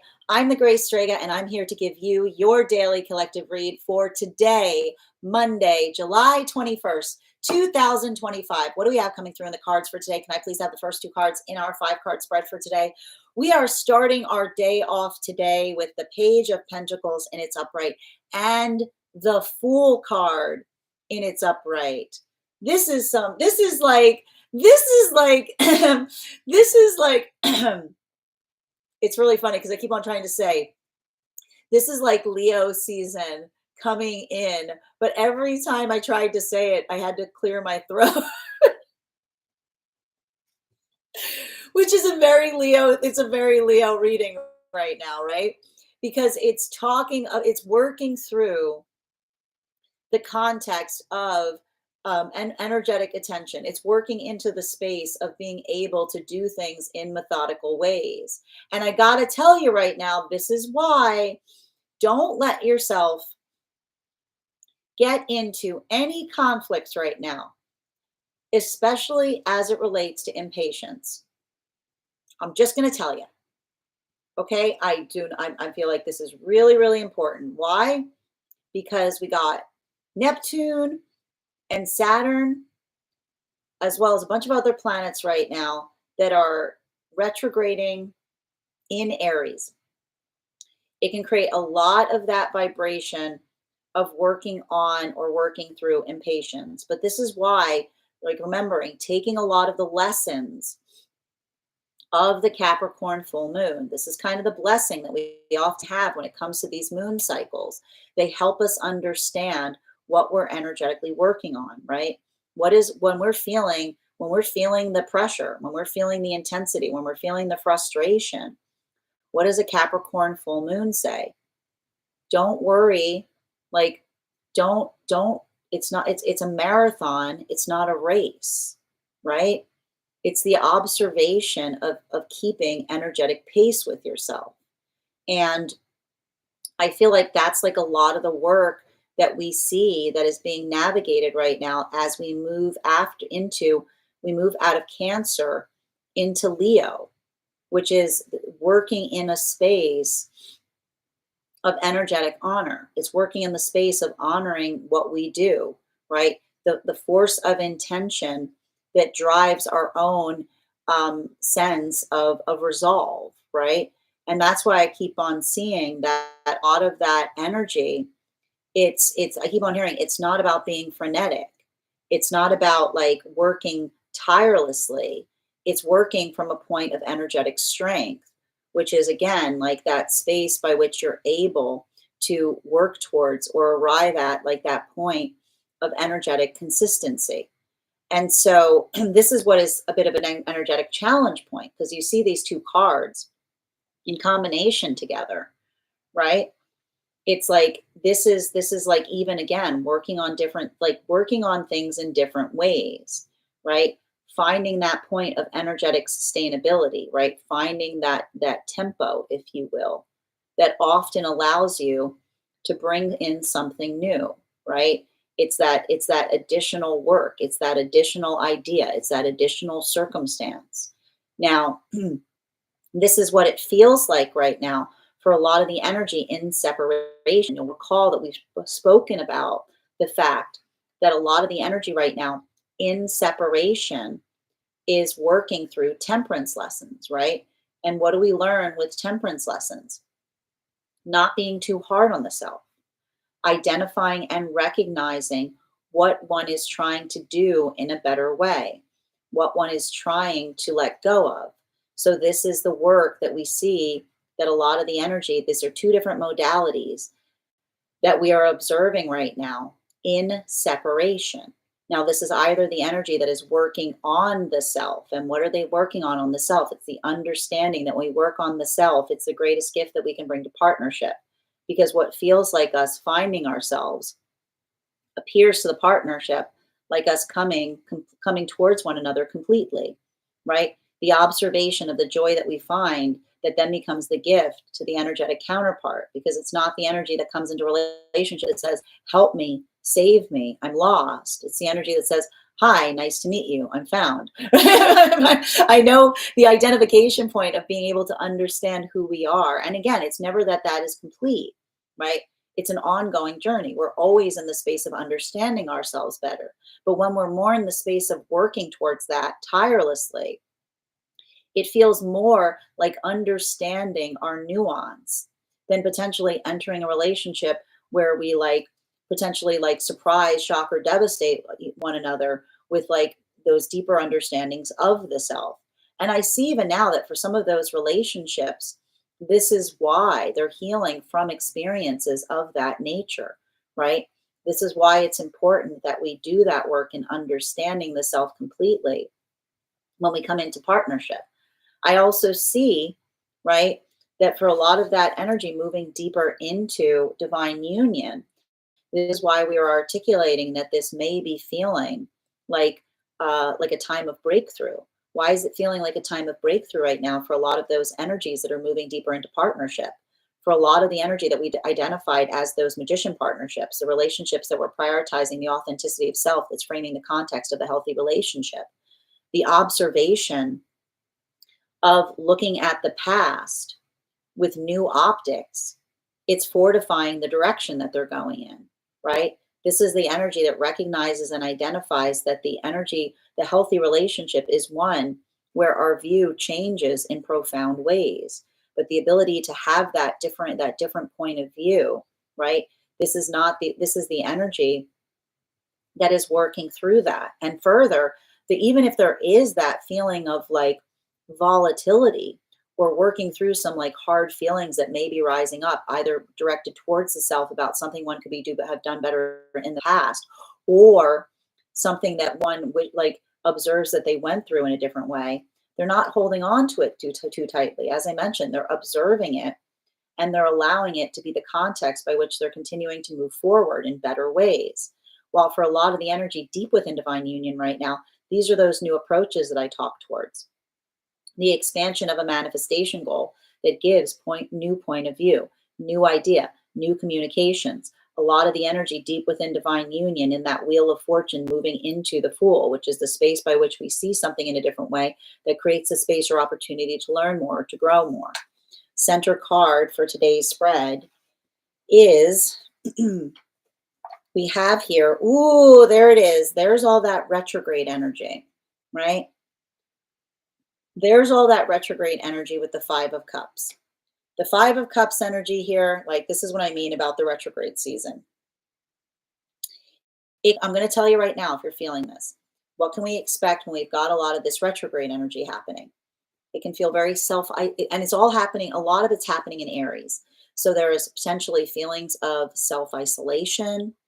It can feel like a little bit of a rut. It can be working through the context of something that feels like nothing is happening. Like a lot of that energetic stillness. It's a little bit of like working through the doldrums, if you will. right? But what do we do? What do we do in the space of working through a lot of that energy? When we're working through it, always patient, never waiting. What does that mean? It means we don't look at things and go, why isn't it happening? You know what I mean? Like, remembering a healthy manifestation is not one where you look at something and go, why isn't it happening? You, you say, what could I be doing better? How can I move towards it more? Hold on a moment. We heal waiting through activation. Our manifestations are not latent states. It's the space by which where we move directionally. So what do I see that a lot of the energy is doing right now? They are working and identifying things that they could be doing better. Not holding on to them too tightly. Not like getting into the space of like, beating yourself up about something, putting that invested attention towards the spaces that one is hoping to move towards with more ease, right? And there's a lot of that I keep on seeing. Like the biggest frustration point that may be happening in energy like this is, and I want to tell you even now, especially with Neptune and Saturn in retrograde in such close proximity to one another, I would not be surprised if the past, in some way, shape, form, or factor, is coming back towards one, either sentimentally, metaphysically, emotionally, or tangibly right now. Continuing to get clarification, fourth and fifth cards in our 5-card spread for today are, we got here the Star card in combination with the Lovers card. This spread, these first 5 cards are really, really lovely. Make sure if you're following the podcast that you take a moment to take a look at the spread, which will be available as a photo on my Substack. Because this is what I mean in relationality to working through the space of trying to do something in a better way. There's a lot of energetic, I told you, this retrograde season, it's not all negative. So long as you are approaching it in the context of working through the vulnerability to allow the observation of what you could be doing better, right? Like a lot of that, I feel like this is what I mean. Even like, I need to stress, like something about this new moon energy that we're entering in Leo, it's giving the context of being able to identify and recognize, like how, like I keep on hearing how much things mean, right? The space and the power by which we're able to articulate where our force of care is. And what's beautiful about that is for a lot of the energy, like moving through the frequencies, that observation of, and I keep on seeing like this is a continuation of the work that we see as it relates to like healing the egoic self, if you will, right? Because I keep on seeing that for a lot of the energy that is in separation, there are almost like these moments of understanding that are occurring in, especially potentially in new relationships or even conversations with friends, where like the observation of like looking at a past relationship and someone like talking about something and being like, yeah, they said I care too much. And another person saying like something like, well, we're supposed to care in the context of relationship. And someone saying, yeah, I had a need and they said I was being needy. It's being like, well, we're supposed to have needs, right? It's the observation, it's the continuing understanding that one of the greatest difficulties that we face as we're working through relationships is the things that would be considered gift in healthy relationship will be articulated as the reason that an unhealthy relationship ceases to exist, right? So for instance, if someone articulates that another person is needy, but neediness is not the quality of having a need, that's a given. Neediness is the definition of a need that moves too much, right? The need that is all over the place is neediness. A fixed point of need is a standard. So a good example is if you're in an unhealthy relationship and you're bringing a fixed point of standard and someone articulates that you're needy, it can often be indicative of a relationship that's not healthy because it's a relationship that says this will break if you try to bring needs towards it. Similarly or simultaneously, again, the way we can often tell, and right, this is the way we can often identify healthy alignment. Healthy alignment is the modality of matching needs, right? It's the observation of what it is that we're energetically seeking in a relationship and the understanding that what we're seeking in a relationship is not selfish so long as it is reciprocal, right? So long as something that we observe and articulate that we desire for the self is something that we would willingly give to the energetic counterpart. There's no selfishness in that articulation point. So what do we see that a lot of the energy is doing right now in separation? They're healing by focusing on what it feels like to be in healthy partnership. They're I almost feel like they're remembering. They're remembering what those healthy relationships feel like. They're working towards them. They're talking about them, and they're allowing the context of the healthy relationship of the present, either one that exists, one that they're working towards, or one that they're able to articulate upon, right? And I keep on hearing, if a manifestation is one that you can specify, it's not a pipe dream. It's just a reality that has not been found yet, right? This is why it's important that we're very clear about our manifestation goals, right? Because when we go into relationship and we go, I don't know what I'm looking for. I'll know it when I see it, right? Never are we farther away from finding a healthy relationship than when we bring a je ne sais quoi to the relationship, right? The identification that goes, I've got this untangible feeling of need, but I can't describe it. But when I find it, I'll know it. That's usually a sign that we need to do internal work, right? But when we're able to say, this is all I'm looking for, this is what I'm looking for, like I'm able to state very clearly the specifics, right? I keep on seeing that this is the energy that says that is not, if I can specify on it, it's not too much to ask for, right? Because it is, I keep on hearing it is the fixed need that is a standard. While for the energy that is coming into relationship, this is what I mean about these relationships having such a strong foundation. This is the energy saying, this is all I'm looking for. Like, this is what I'm looking for. I know it sounds like it's too much. And the energies looking at each other and going, that doesn't sound like it's too much. That sounds like my standard, right? These are the energies that are matching each other's energetic standards. Now, moving deeper into divine union, clarification between our page of pentacles in combination with that Fool card in its upright. One card to clarify, please. Clarification coming through right now. Boom, Strength card in its reversal. This is that Cancerian energy that we're experiencing right now. It's sensitive time. Everybody is deep in their feels right now. This is often what we experience when we go through the transition point between Cancer to Leo, right? But this is what's beautiful about the journey of Cancer to Leo. When we are able to embrace our vulnerability, we find ourselves. Because it's not the vulnerability that we run away from. It's the vulnerability that we walk towards. It is the vulnerability that we carry because there's no greater honor than our vulnerability. Our vulnerability, when held in our embrace, is energetically sacred. And when we are able to articulate upon it, when we're able to speak towards it, it becomes our greatest strength because it is the way that we are able to determine how another treats us. When we express our vulnerability, that tells us everything we need to know about the proximity that they should have to us. So I just keep on seeing that for a lot of the energy right now, this is a lot of the work that I see that's happening in relationality to the energy that's moving deeper into divine union. Because what is happening for a lot of those magician partnerships with the prioritization of the authenticity that led them to a relationship where they are being held in esteem, not for who they could be, not for who they could become, but simply for being the person that they are.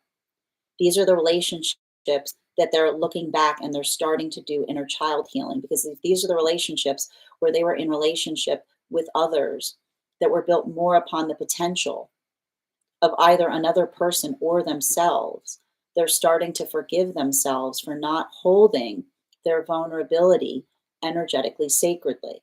Because when we're in healthy partnership, we don't build into relationship as it relates, we build into partnership as it relates to the potential of the relationship, where we could go together, not who we will become or who will emerge in the context of being with one another.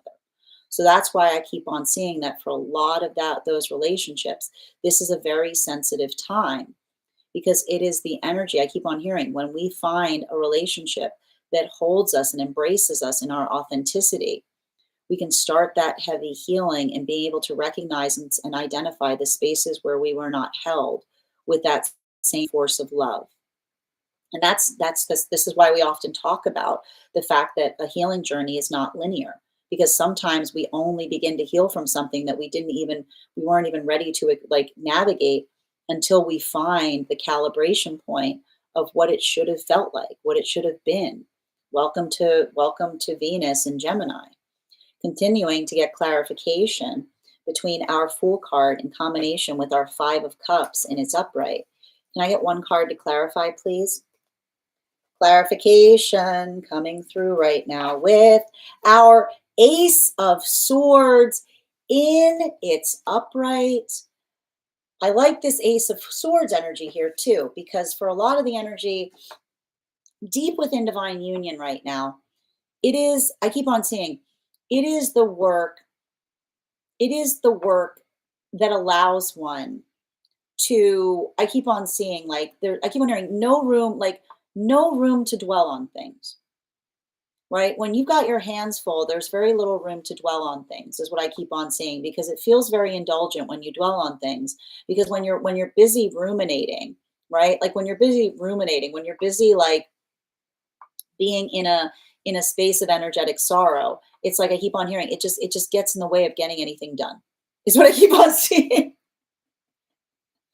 There's a lot of this, like, there's a little bit, I told you, I believe the moon's in Gemini right now. So I'm not surprised to see a little bit of this like pinball energy, if you will. Like a lot of that energy that's like, just like continuing to stay very energetically busy to a certain extent, like one thing after the next, just trying to like, I keep on seeing like trying to do things as like, I keep on hearing like mark off that to-do list, right? Like what coming out of that Capricorn full moon, just like boom, boom, boom, boom, boom, right? And I keep on seeing that what's beautiful for a lot of that energy is it's not working so much in the space of distraction. And I keep on seeing this too. Here's the thing, when you're deep within, like, there's a lot of that energy that doesn't, I keep on hearing comparison is distraction, is what I keep on seeing. Comparison is distraction when you're energetically focused on getting things done. All I keep on hearing deep within divine union is comparison is distraction when you're focused on getting things done. Comparison is just distraction when you're focused on getting things done, right? Because when you're too busy, when you're working so hard on something, you're not really, I keep on saying, you're not really worrying in relationality to the space by which it's like the observation. It's just I keep on hearing it's just the work. It's like a lot of that. I keep on hearing it's like a lot of that like that space in terms of identifying and just trying to do something as effectively as possible. There's like a lot of, I keep on hearing there's a lot of energetic pragmatism that's happening right now deep within divine union. Continuing to get clarification between our Five of Cups in combination with the Star card and its upright.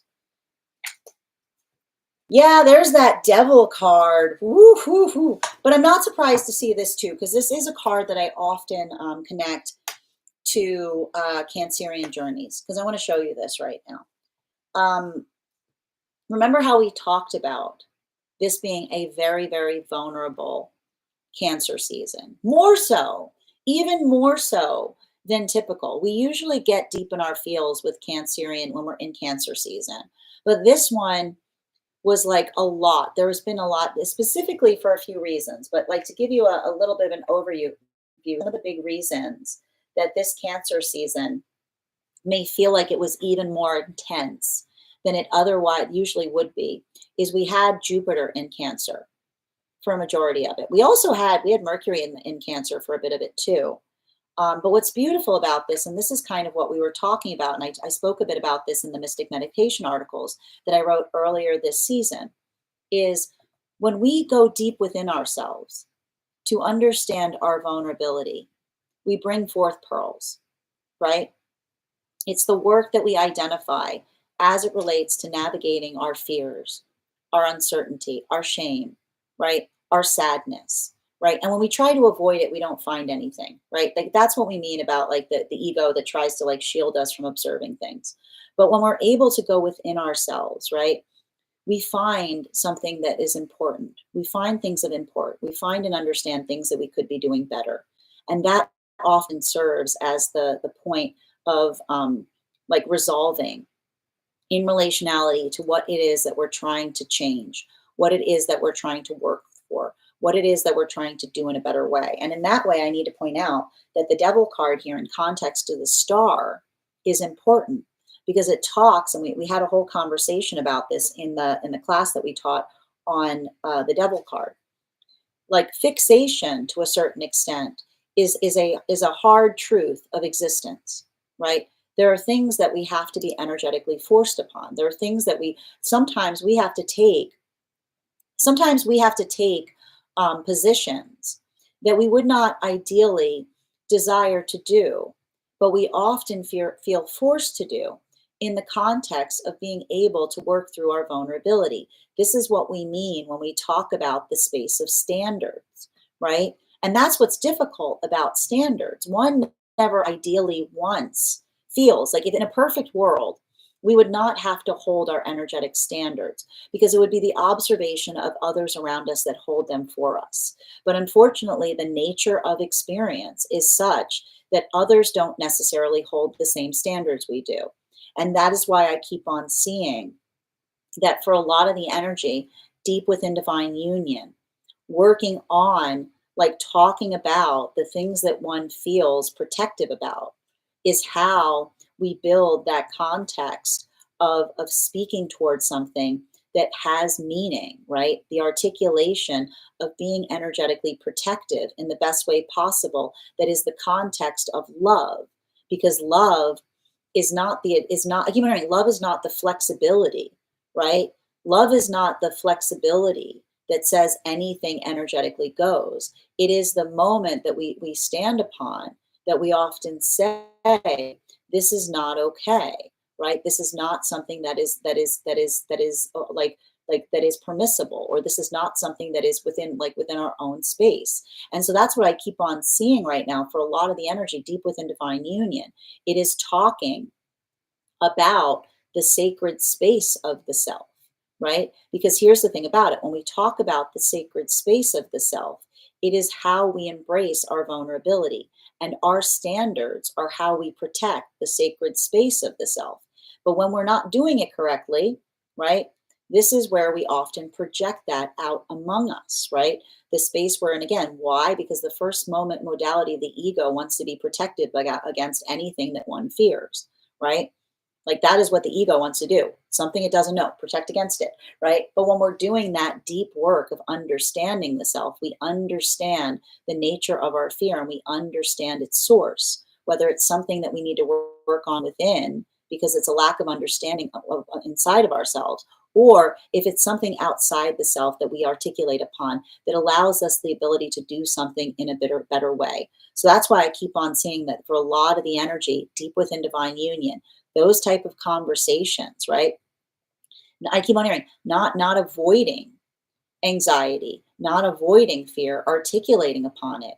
It allows that energetic expansion point by which things are energetically possible. But I keep on seeing it's a lot. I keep on hearing it's a lot of those tender conversations and working through energetic triggers, continuing to get clarification between our star card and our lover's card in its upright. One card to clarify, please.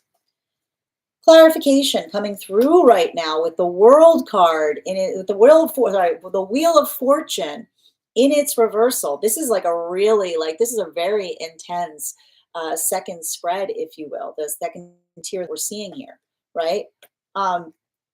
Because it's a lot. I keep on saying it's a lot of that. it's a lot of that conversation that I'm seeing right now for the energy coming into divine union. That is the ability, and this is why I told you that for some of the energy right now coming into divine union, this is like a little bit of a triggering time. I can see the energy being like talking to others and being like, how are you doing in relationship? Great. How's everything else? Not so great. Why? Because it's the observation of the mutual appreciation that often frames the context of being able to energetically understand what was missing in the past. And as I mentioned, for a lot of that energy, that is the observation of something that one could have been doing better in the past, or something that one was receiving in the past that was not in accordance to the self. So that's why I keep on hearing, like, for a lot of the energy, this is energy coming into a partnership, unlocking a whole new, like, treasure trove of healing that they didn't even realize that they needed to do. But this is the energy that like welcomes that burden, right? Because when we're in a healthy, like, welcome to Leo season, like when we're in the space that we're moving towards what it is that's for us, we welcome the journey of being able to recognize and identify what we're energetically working on. Continuing to get clarification for the energy in separation right now between our strength card in combination with our ace of swords and its upright tower card in its reversal. We'll be teaching on this class on, we'll be teaching on this card on August 16th in our classes over on the Substack.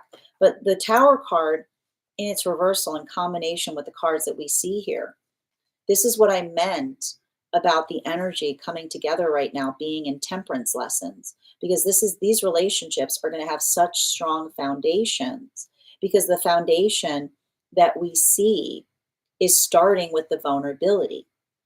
There's no, I keep on seeing, these aren't energies that are looking back at the past and saying, yeah, I don't know what happened there. I don't know what got into them. I don't know what got into, like, this is energy that is literally like they're looking back at the past and they're saying, I'm not letting it go because there's something to be learned there, right? I'm not letting it go because that the optics of being able to look back upon that frames the lessons that I'm bringing forth into healthy partnership. And I keep on hearing for a lot of that energy, there's some kind of communication that's coming through, either the energy that's working on the self or energy building into new relationship that says the beauty of healthy partnership is not that it has to be perfect. A partnership becomes perfect when there's mutual agreement on where the work goes. A partnership becomes perfect when there's mutual agreement on where the work goes. Because when the work is mutual, the impossible becomes possible. Because everything is possible over the context of perseverance and time.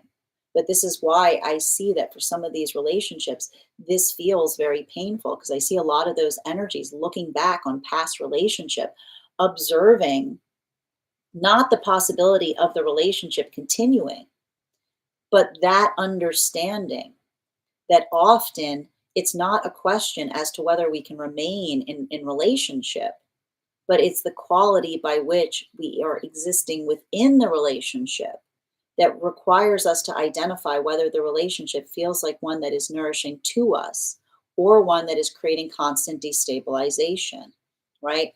And that's why we talk about the fact that, like, I keep on hearing, relationship is no reward, right?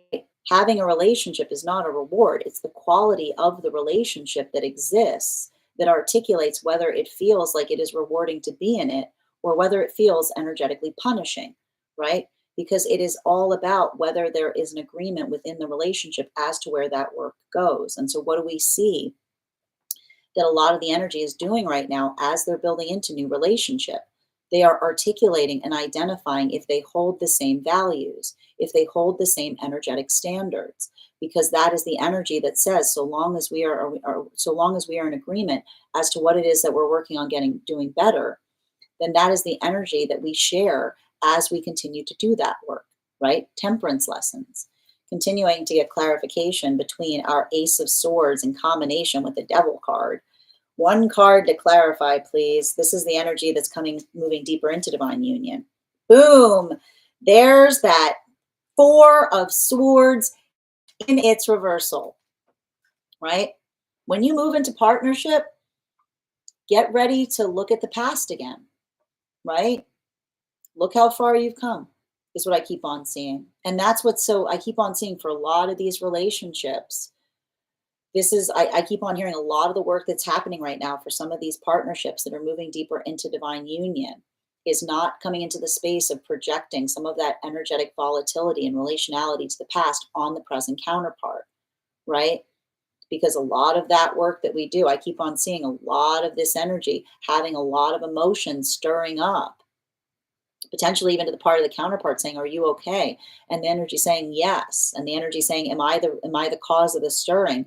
And the energy saying, they're actually saying like yes and no, being yes in a good way, because the observation of how good it can be with you is reframing the context of what I'm looking upon in the past, either what I wasn't doing right or what I had to energetically go through. But that's why I keep on hearing the energy finding that stabilization point, finding that energetic anchor, because I keep on hearing this is the energy that realizes that only now they're able to start to truly get into a space of healing, continuing to get clarification between, right? It's like that's where the real healing begins, but the real healing is not easy. Is what I keep on saying. Continuing to get clarification between our devil card in its upright and our wheel of fortune in its reversal. One card to clarify, please. Clarification coming through right now with our nine of pentacles in its reversal. And this is why I keep on seeing for a lot of the energy right now, deep within divine union. This is like there's something important I'm seeing that's happening right now for energy deep within divine union. Um, as it relates, I keep on saying as it relates to, how do I describe this best? It's working, and it has a lot to do with the Aries like going retrograde. It has a lot to do with, I keep on saying, working through the context of like energetic volatility is what I keep on seeing. Because for a lot, for I keep on saying, for like a bit of the energy within that space, um, how do I describe this best? You'll recall what I said about the difference between, I keep on seeing, being frustrated because one understands something that is energetically important versus doing something in a way because you're energetically afraid. And I keep on hearing that when we love, we go through the fear anyway. It's the observation of understanding and recognizing. And this is what I mean with like Leo energy, right? This is what I mean with like Mercury and Leo, right?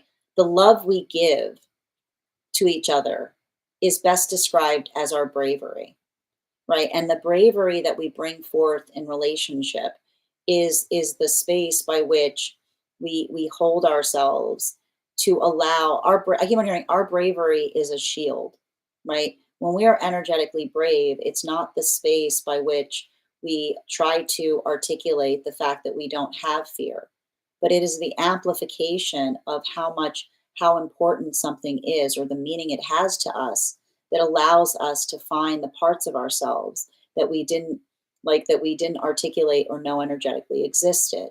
And that's why I keep on seeing that a lot of that space, like I keep on hearing a lot of the energy working in that fashion, because it's the articulation of the love that works to protect, versus I keep on hearing versus something that one describes as love, which is really just running away from things, right?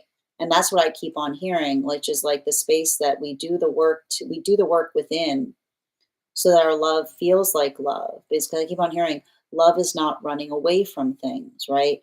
It's not the space by which we flee. It's the space by which we arrive. And so, that's what I keep on seeing in relationality to some of the energy deep within divine union going through like very old energetic wounds, right?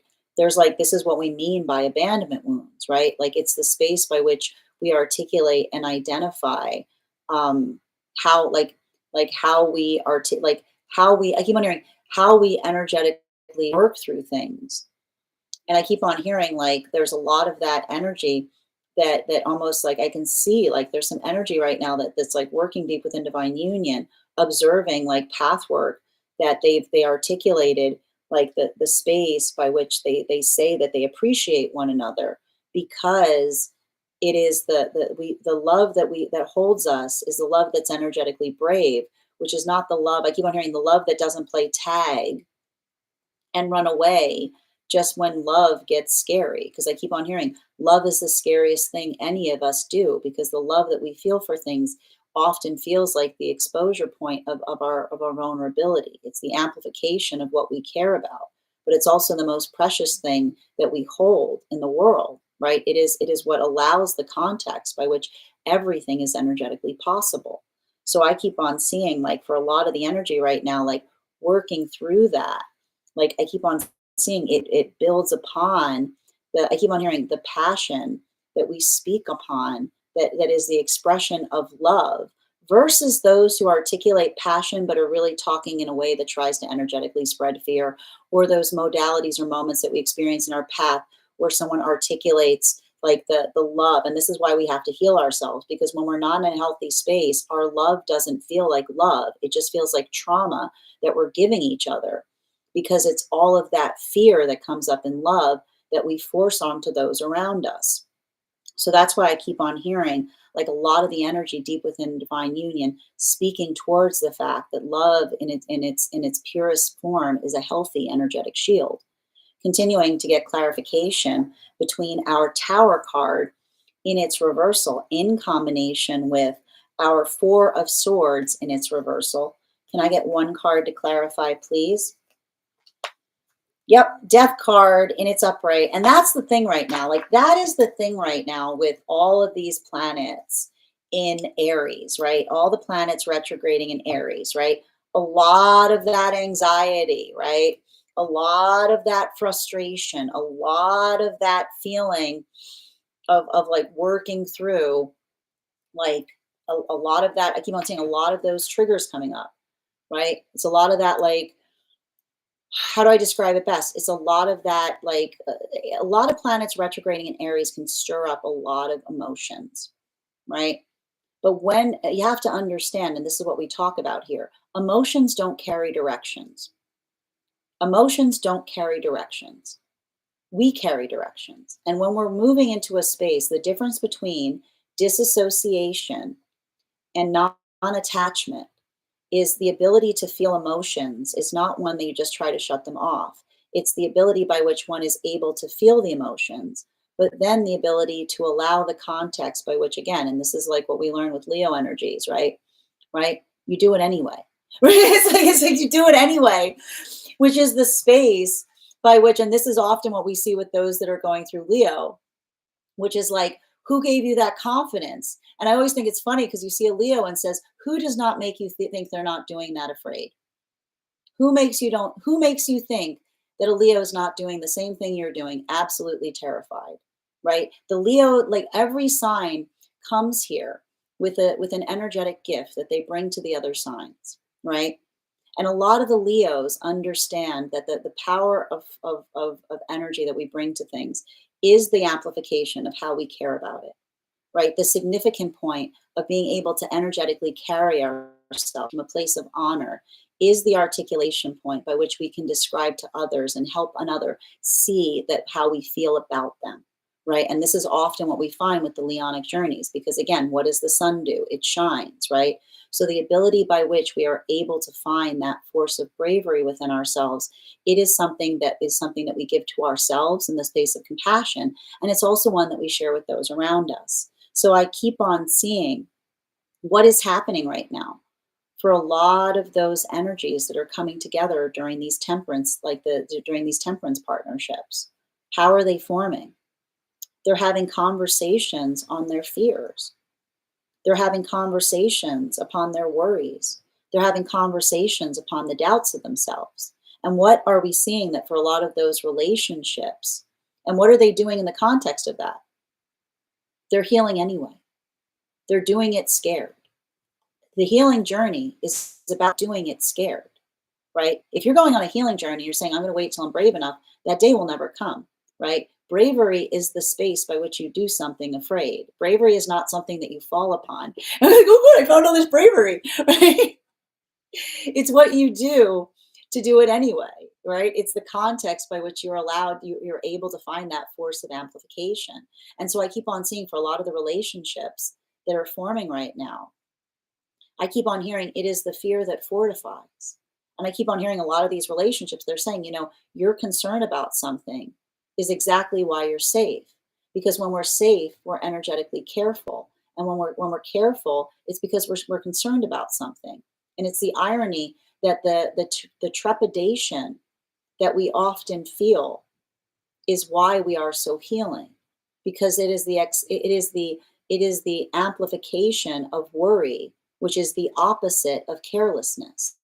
And when we worry about things, but then we put our force of intention towards them, we are brave in the face of that worry, which is the deepest expression of love. Continuing to get clarification between our Four of Swords in its reversal in combination with our Nine of Pentacles in its reversal. One card to clarify, there's that Magician in its reversal. And this is what's happening for a lot of those relationships that are moving deeper into divine union right now. I told you there's a lot of complicated feelings that are coming up right now for a lot of these relationships that are moving deeper into partnership. I told you the irony of the Magician relationships, zero illusions, right? The authenticity of the self that acts as a beacon to find the energetic counterpart. But when you come into the space where you suddenly realize you could have been yourself the whole time, right? Like it's like when you come into the space where you are in the relationship that allows you to be your authentic self and realize how fine it can be. Not fine, like not fine, not the fine that we say now, the finery, right? The fineness, the quality of someone seeing the authenticity of the self as refinement. It brings up a lot of the energy in relationality to looking back at the past, either the modalities where you were trying to be someone you are not in order to maintain a relationship, right? And understanding the inevitable collapse that often relationships in those vectors reach, because how does one not be the authentic self all the time, right? Or those relationships that another tried to heal from, where it felt like one was trying to be authentic and someone kept on saying, stop doing that. Stop being your authentic self. That's not what I'm looking for in you. So I keep on seeing a lot of that complication, but this is the energy that understands the reason that that's coming up is because something has changed. And in the force of that change, it's allowing the capacity to heal something in a way they never could before. Well, for a lot of the energy right now, deep within divine union, final card between our Death card in its upright and our Magician in its reversal. One card to clarify, please. We've got our Knight of Pentacles in its reversal. So for a lot of the energy that we're seeing right now, deep within divine union, I keep on seeing, and this is what I mean about this, like Leo full moon. I mean, it's funny. It's not a Leo full moon. It's funny. It's a new moon, but it's going to feel a lot like a full moon, right? We like a Leo new moon because honestly, like Leo full moons can be a little complicated, but Leo new moons are the observation that the universe hates a vacuum. Leo full moons are the observation that often the way we move towards a manifestation goal is not in the understanding of what we need to do more of, but often what we need to do less of, right? It is the amplification and the arrival point in understanding what it is that we're trying to do better. And I keep on seeing that for a lot of the energy right now, that observational point, right? Working through that. And I keep on seeing like this space by which we move something away from us opens us up to possibility, right? It is often the arrival point. We've all had those moments in our life, right? That observation that sometimes in those moments where we feel like everything is being removed from us, everything is just beginning, right? It is the observation of stopping, of not standing in one's own way. And that's what I like about a new moon in Leo. It can sometimes help us to understand how we are standing in our own way. And here's the thing about it. Sometimes we're standing in our own way in a very observable way, right? Like the ability to understand and recognize what one is willing to do versus what one is trying to do in a difficult way, right? It's all about understanding and honoring one's own energetic position on things.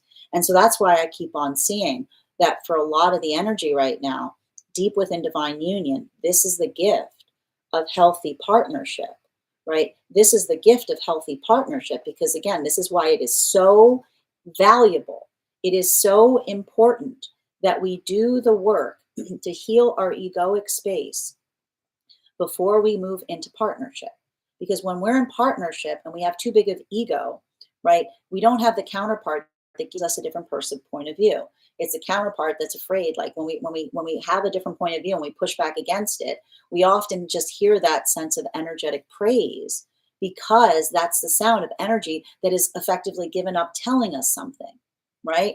So the ability to work through, right, the difference of perspective, right, the adaptability in having the ability of the ego that acts as a healthy filter. The gift that you get back from that is the ability to receive different perspectives. It's the ability to see different points of view.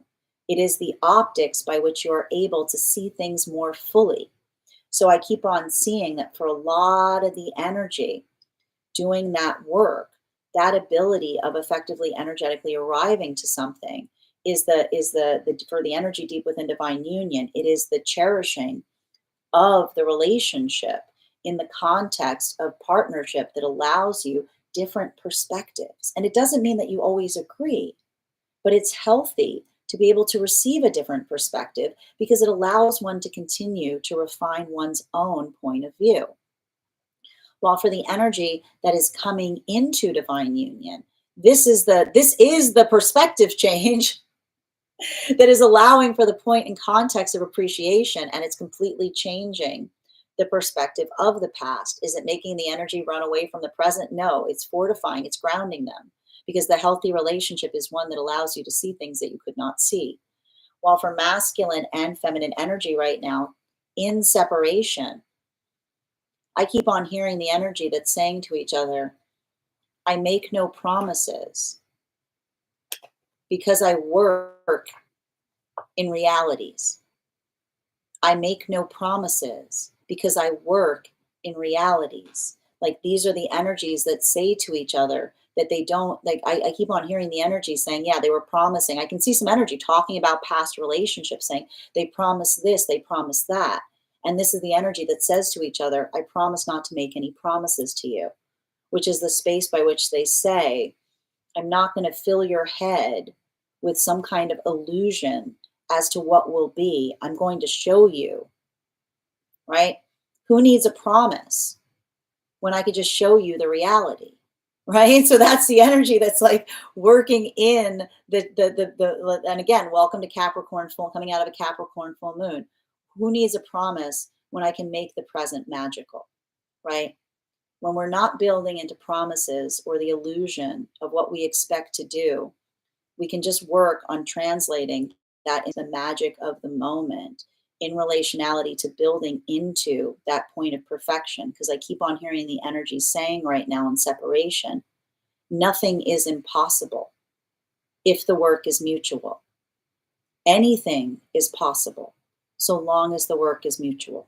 Nothing is possible if there's the regulation of one or another that is responsible for carrying everything. And so that's why I keep on seeing that for a lot of that energy, that is either the work that is beginning to cherish and hold that in terms of recognizing that it is not our sole responsibility to do all the fixing in partnership, especially if these are relationships where they had to separate because of some like inordinate conditions another was placing on being in energetic partnership. Or these are the relationships that are talking to each other with the promises of what they will not do. A healthy manifestation is often articulated not in what we're going to do, but what we are sure we will not do to be able to move towards it. bottom of the deck on this reading with the World card in its reversal. It's not that things are ideal right now, right? There's a lot of intensity. And I'm going to say it again, with all of these planets in retrograde, it can be very easy to be very hard on the self. It can be very easy to over-internalize. Don't over-internalize what's outside of yourself. Focus on what you can do, right? Don't overextend yourself. Don't over worry. Allow that Capricorn full moon to guide you, which is to say, a little bit every day goes a long way, right? Being energetically consistent, recognizing and identifying, just moving something again. Don't think about the, like, just handle your inch, right? Which is doing everything you can in the right direction. That is often enough. So again, with a lot of this intensity, and if you're feeling it right now, make sure that you're communicating to another person, especially if you're going through those moments of isolation. Because I'm telling you right now, like a lot of like it can feel like a lot of the intensity we have with these retrogrades can feel like there's a lot of pressure on the self. So it's important to be able to find those healthy channels in order to kind of decompress or to ease through it. So make sure that you're also taking care of yourself in the process. That is our daily collective read for today. I want to thank you guys so much for being here and receiving it. Just a reminder, if you would like to book a private reading with me, you can book one on my website. Please keep in mind, if you book a private reading with me, it is a two-step process. You have to book the reading and you have to pay for the reading. Please make sure you do both if you'd like to have that reading. Most importantly, please remember that I will never, ever, ever, ever, ever, ever, ever, ever, ever, ever, ever, ever, ever reach out to you for a private reading. I will never DM you. I will never PM you. I will never slide into your inbox and tell you that I have a very important message that only I can deliver. The only way you can book a reading with me is if you book one on my site. So I would encourage you to do it there. A couple of updates before we move into personal readings today. First and foremost, I want to thank everyone who attended our recent class on the Devil card. If you missed that class, you can find it as a paid subscriber over on my Substack, along with the other library classes. And if you'd like to become a subscriber to join our next class, it will be held on Wednesday, August 13th at 6 p.m. PST, 9 p.m. Eastern. We will be continuing our studies into the tarot with a focus on the Tower card. If you become a monthly subscriber, you will have access. That will be your ticket of entry into that class, as well as having access to over 9 hours worth of material in the Tarot Church Library class archive.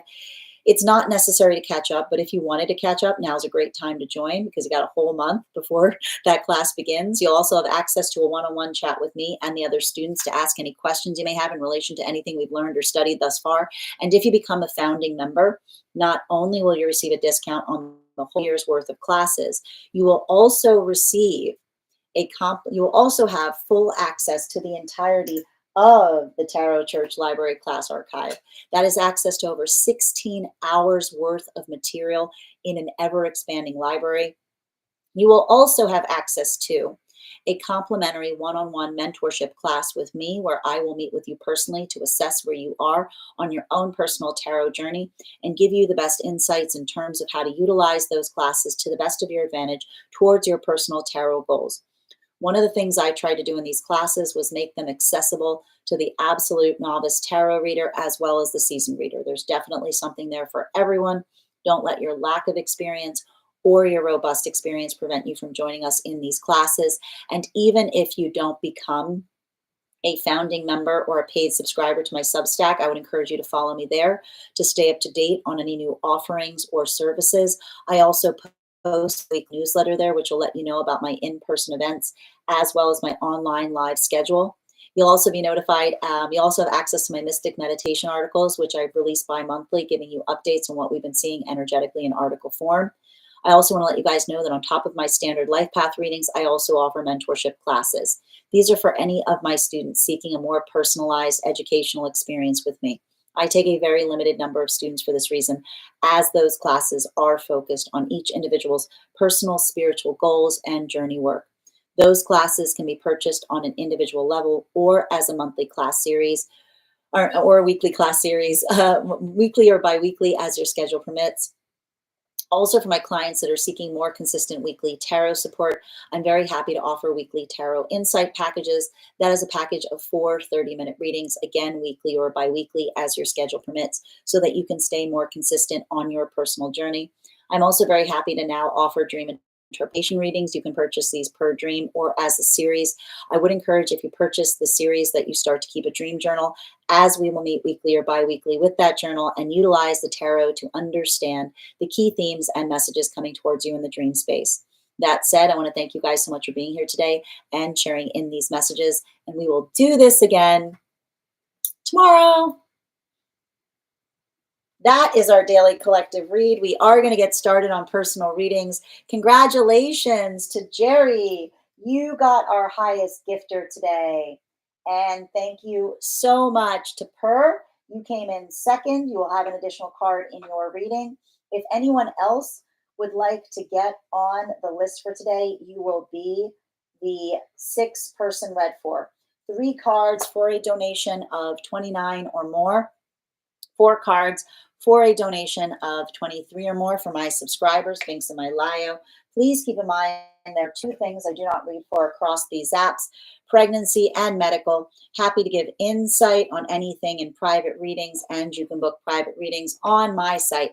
I'm going to take a moment to read over some of the comments that came through as I was reading. But if you'd like to get on the list for today, the list is open. I also am going to stress I will be keeping the list somewhat short today. So if you'd like to get on the list, please do so sooner rather than later to claim a spot on the list. All right. What did we not see? There's a surfing bear. I want to see the surfing bear. I see it. So cute. When you're already dealing with them in the metaphysical and then they show up in the tangible. Oh, sending you so much support, Kay. All right. Jerry, I've been doing ego self-release and grounding outside with my maple trees and filling with love. That's beautiful, Jerry. And thank you as well. Can I recommend some shadow work journals? I actually don't have any that I can recommend channeling. But let me investigate it. Okay. It's a good question. Maybe I need to start. I should probably start a shadow work channel on the Discord. That's what I should do. All right. Yep. Oh, thank you again. Thank you for those recommendations. And feel free also, Bridget, to put them in the recommendation section in the Discord. Yep, exactly. Thank you. Kay already jumped on it. Yes, I've done a 12-week inner child healing session, and it changed my life for my highest self. That's beautiful, Jerry. I let her be silly and have fun. That's beautiful. I appreciate you. Thank you as well, Jerry, and looking forward to our reading. Thank you for those gifts. Grace, new twist, having a Gemini teacher teach me chords and replay them. Ooh, I like that. Smart, Grace. Hi, Per. Good to see you today. Thank you. Hi. Thank you as well. Did you manage to survive the meetup with your friend? She's here, Per, so I'm going to take that as a yes. Barely. Grand Rising Team Osana. And thank you as well. What are you asking, T Blazer? All right. Oh, I think I think they were asking about the channel, the Discord channel. So T Blazer, we have a Discord channel for subscribers that we're discussing. And thank you for those gifts, Gemma. Hardy, your subscription's ending soon if you'd like to renew. Lioness, thank you for recharging your heart knees. And Per, thank you for helping me reach my crown goal. Thank you for those gifts, Bridget. And Yaz, your subscription's ending soon if you'd like to renew. And thank you guys for helping us reach 50K. Thank you for those crowns, Lioness. We're going to be doing that giveaway too. Grand Rising, Hannah. Good to see you today. Yes, I do things even when it's scary. I'm growing and remembering my soul's purpose. Tap to claim. Do it scared. Tap to claim. I'm so grateful for my soul sister, Bestie, for sharing your live. Oh, I'm so glad too. Please thank them for me. Good to have you here, Jerry. Yep, I made myself sick every day when starting a relationship with my ex. Oh, dear. But I did it. Yep. Oh, sending you so much support, Bridget. And it's on your birthday. Nice. I knew it was a new moon in Leo. My moon chart was right. You were right. You know what's happening? For some reason, the chart I look with switches to Greenwich time. And so in Greenwich time, it's a switch. It's actually switching over that day from Cancer to Leo, which is why I kept on saying Cancer. Thank you guys for catching me on that. Hi there, Heart Centering, the universe loves a void because it loves creating. Tap to claim. Am I going to like growing new limbs or develop powers? We can read into it, Nikki. Why not both? Yeah, it feels good for Leo new moon for myself as a Leo born on a full moon. Yep. Yeah, vulnerability is tough but beautiful. Yes, I've been healing and working on shadow work, inner child, and traumas for 5 years. Tap to claim. I love talking to others with different perspective. I learned so much. Tap to claim. In my city, there's a tattoo removal shop. Oh my God, there's a tattoo removal shop called No Regrets. Regrets. That's amazing. I love that. This collective is hitting hard today. Having been thinking a lot about all the empty promises of ex-partners, needed to hear this. Sending you so much support, K. Megan. That's definitely going to be my path work with my next partner. Oh man, I wonder if I could go a whole live without making a typo. Don't worry about it. I'm so proud of you. Thank you guys for supporting each other in the comment text. Yes, Kay is magical. Nikki, thank you for getting on the list, dear. You'll be the 6th person read for. If anyone else wants to get on the list right now, you will be the 7th person read for. A 111, Claire, tap to claim. You're so welcome, Colleen. You're so welcome, Gemma. And thank you as well. Yes, I know I'm very excited about that class too, Bridget. There's so much to go over. It's going to be a really cool class. Dada, thank you for sharing the live. Always appreciate when you guys share the live. And thank you for confirming Jerry is the highest gifter and Per is 2nd. Thank you guys so much for the gifts. All right. And Lion is saying, thank you for helping me reach my crown goal. The old time zones, they are tricky. Yeah, they are.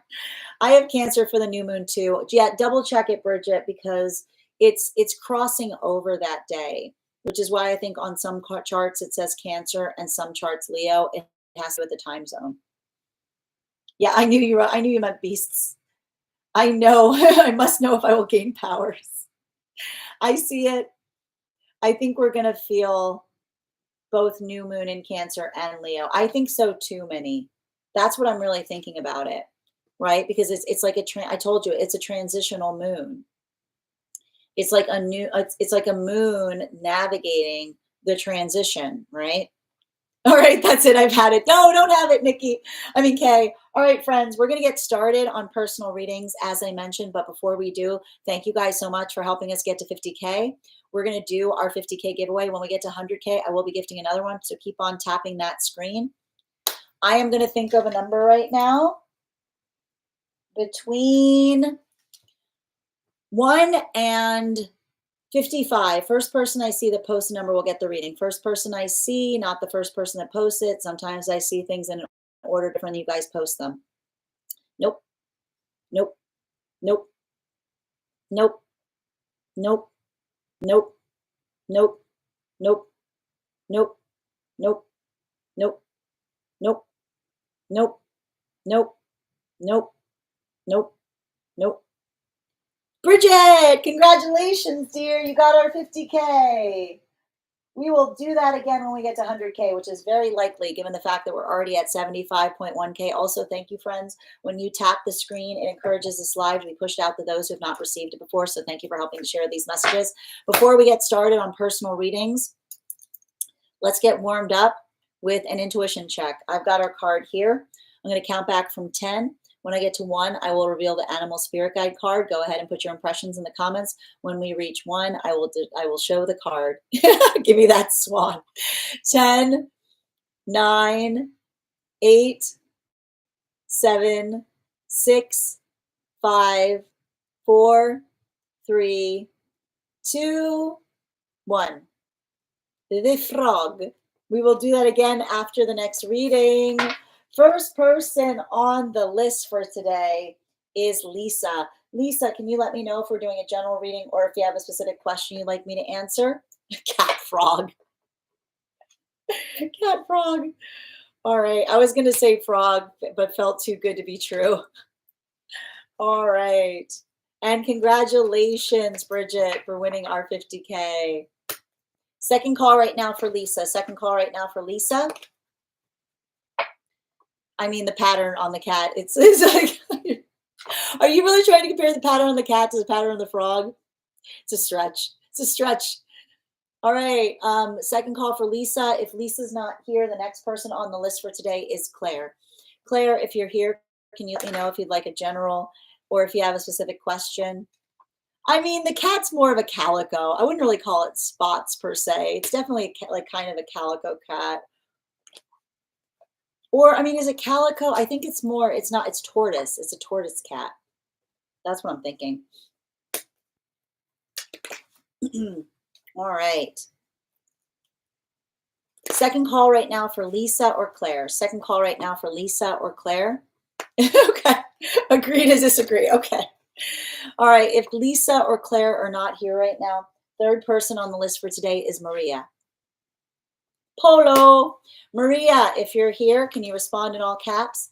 Let me know if you'd like a general reading or if you have a specific question you'd like me to answer. Hi there, Maria. How are you doing today? Can you let me know if you'd like a general or if you have a specific question? And I'm going to pin up Maria here. Guys, let's make sure to give Maria a follow. We want to make sure that we're supporting each other across the app. I got you, general, right now. 3 cards, please, for Marie. Highest priority messages, please. Woo!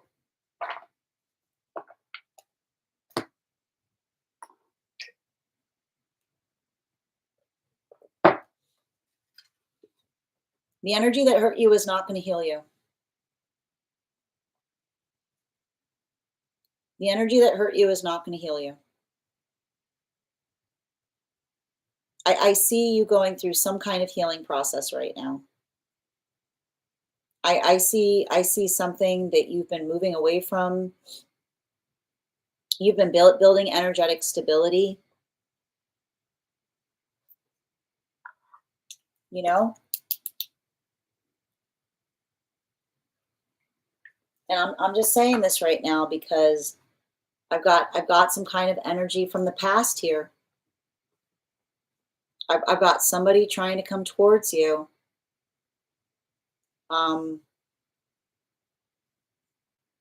keep on hearing too, if something seems out of the blue, look around you. If something seems out of the blue, look around you, is what I keep on seeing. Thick and thin means thick and thin, you know? An energy that always seems to disappear when the going gets tough. Isn't it's really remarkable. You can set a clock to it, you know? Like energy that always gets going when the going gets tough, you can set a clock to it, right? It's given me a lot of that, like, hey, it's been a while. It's given me a lot of like, oh, I've been so busy. There's something like, and I mean, I keep on seeing some kind of situation of someone saying, how you been? And you being like, exactly how I've been, you know? Healthy energy does not show back up when the dust settles.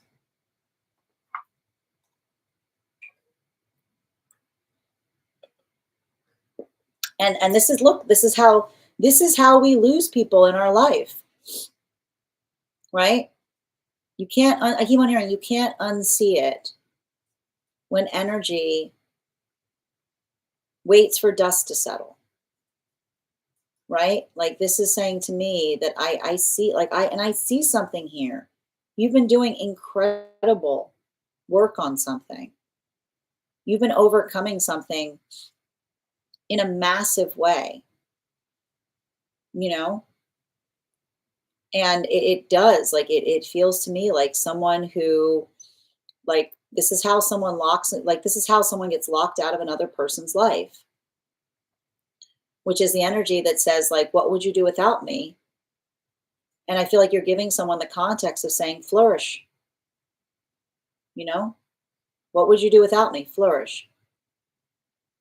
So I feel like there's something really important to be stated there, which is to say, if someone walked away from you in some way of saying, I'll show you, like trying to create some kind of like state of desperation in you, you know, I keep on hearing energy that says, I'll wait till they'll do anything, will often come back to a locked door. And I feel like there's something really important about this. And I think that, and I do feel like, listen, I got to tell you, I keep on hearing like it's not easy, right? It's not easy when you have to set those healthy standards. But I keep on seeing, and I keep on seeing someone, if somebody, like if there's something that I'm seeing here, and I keep on hearing, don't let someone come back with some kind of sob story. I keep on hearing, don't let someone skip over an apology with a sob story. Don't let someone skip over an apology with a sob story, is all I keep on hearing.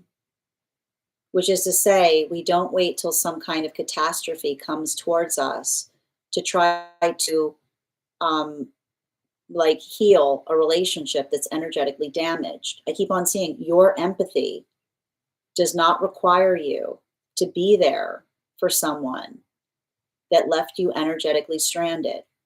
You can say, I'm very sorry to hear that. I'm very sad to hear that, and leave it at that. Because I keep on hearing, you got a guide really close to you that says, don't let a sob story skip over an apology, which is to say, if you're not on good terms with someone, or they walked away from you and they come back telling you of some kind of grave thing that occurred, right?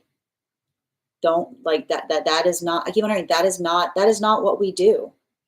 I keep on hearing, would you do that to them? Right? And they're saying, if you wouldn't do that, you understand. I keep on hearing something sad does not erase an unnecessary apology. Something sad does not replace an apology. And again, especially if someone tries to reach out to you and then you are short with them and they say, how can you bring that up at a time like this? Be like, how can you come towards me with something like that? Is what I keep on hearing. So just remember, I keep on saying, remember that. Appreciate how far you've come.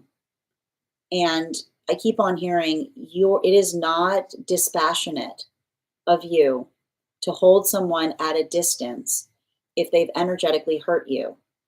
And I keep on seeing, if someone has walked away from you, you do not need to be, you are not their source of empathy, which is to say, if someone hurt you, it's too much for them to ask, for them to rush towards you and ask and say, you have to be my source of empathy now. You have to let this go because something bad occurred.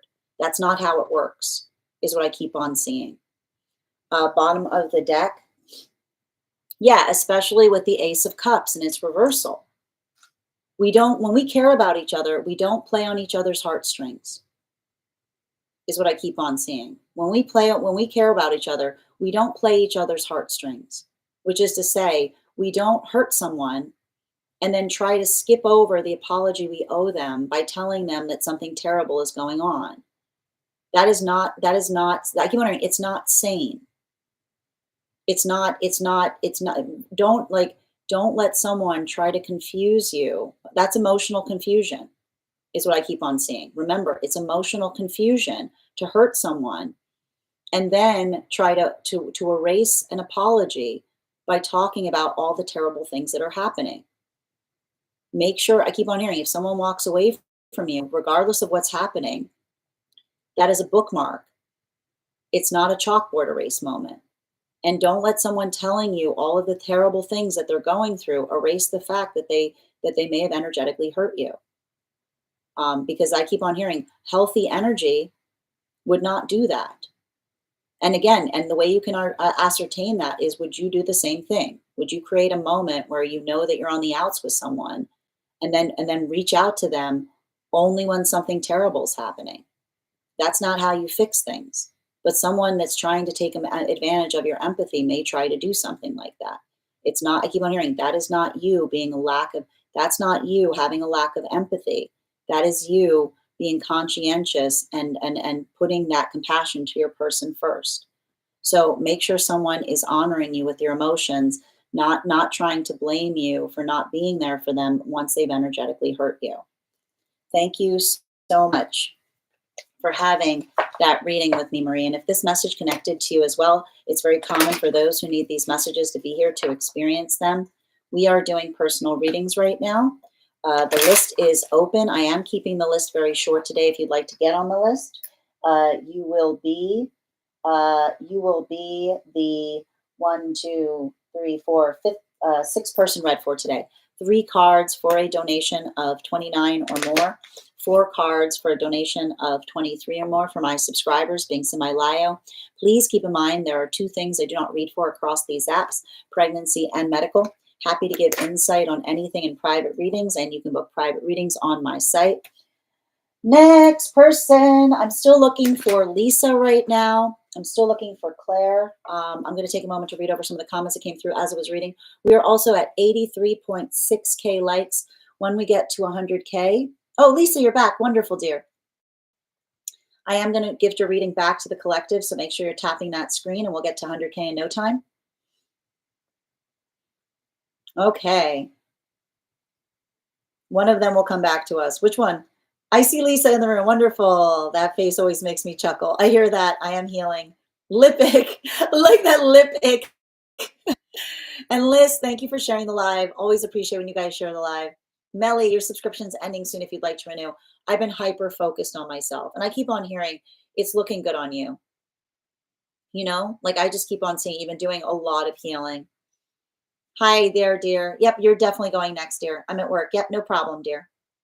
Go on, Marie, glow up. Melly, your subscription's ending soon if you'd like to renew, as is yours, Tay. Yep, healthy boundaries. Spot on. I am starting to feel good and now require more. Absolutely. And continue, I keep on hearing, continue to do that. And I keep on hearing just a reminder if someone comes back to you, regardless of what they're saying, like it's not a chalkboard erase moment, right? I keep on seeing healthy energy. I just keep on hearing healthy energy does not replace an apology with a sob story, and sending you so much support on that journey. All right, Lisa, could you let me know if you'd like a general or if you have a specific question you'd like me to answer? And while we're waiting for Lisa's question, let's do another intuition check. I've got the card here. We're going to count back from 10, and when I get to 1, I will reveal the card. 10, 9, 8, 7, 6, 5, 4, 3, 2, 1. I'm almost inclined not to give this to you because you put crane boar, but way to hedge your bets. You got half of it right. You got half of it right. Well done, dear. We'll do this again after the next reading. And again, guys, we are almost, part 1. Okay.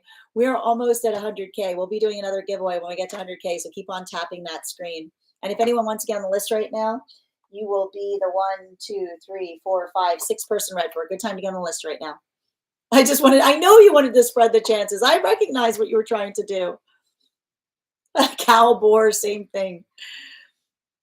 I'm going to pin Lisa up here too, guys. Make sure to give Lisa a follow. We want to make sure we're supporting each other across the platform. Part 1, I'm growing my business geared towards tarot readings and somatic healing sessions. Amazing.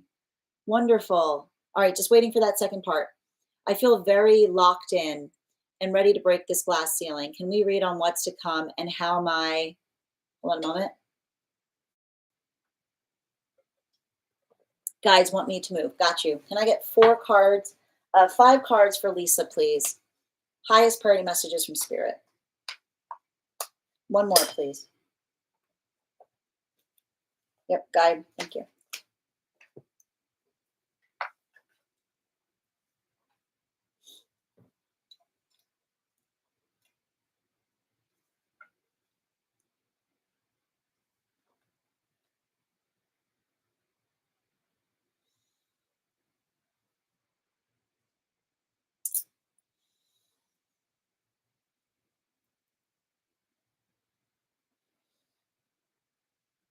The biggest challenge I keep on seeing around you right now, it feels like you've got a little naysayer energy around you. is what I keep on seeing. Like there's a lot of like I've got a King of Cups in its reversal and a Knight of Pentacles, which is to say that like there's like this is working on right now. Um,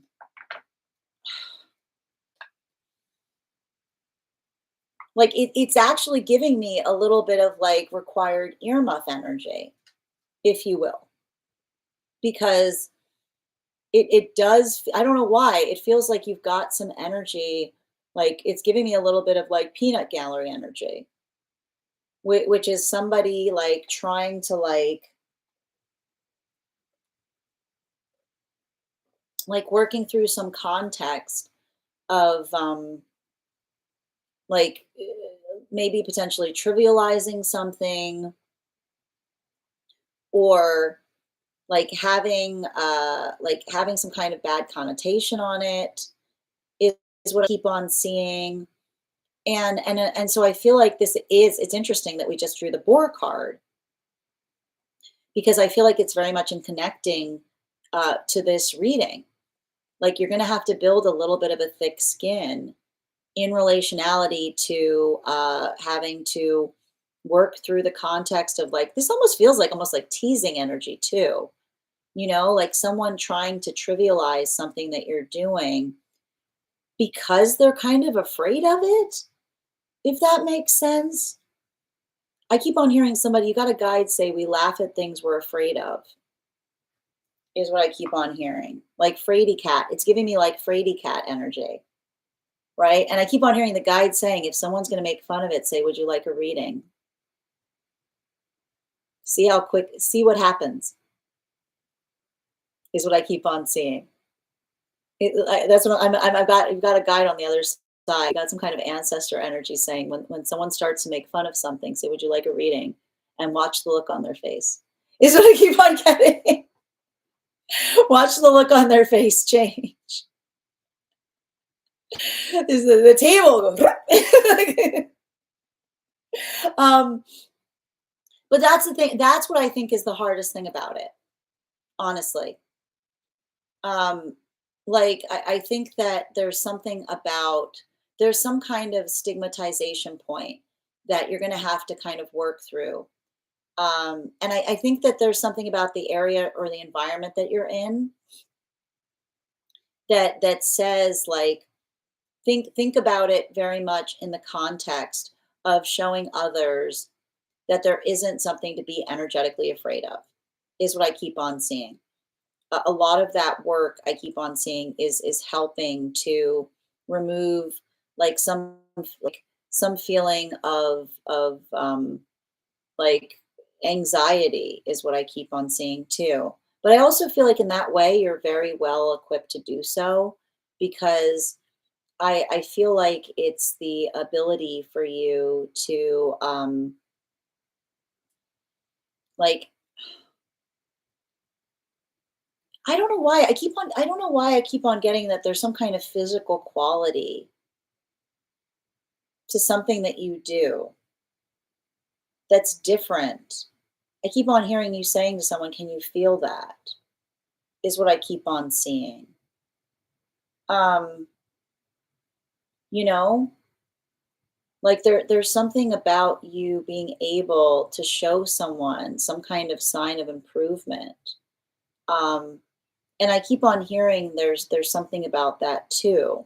Is like almost potentially allowing um, some kind of context.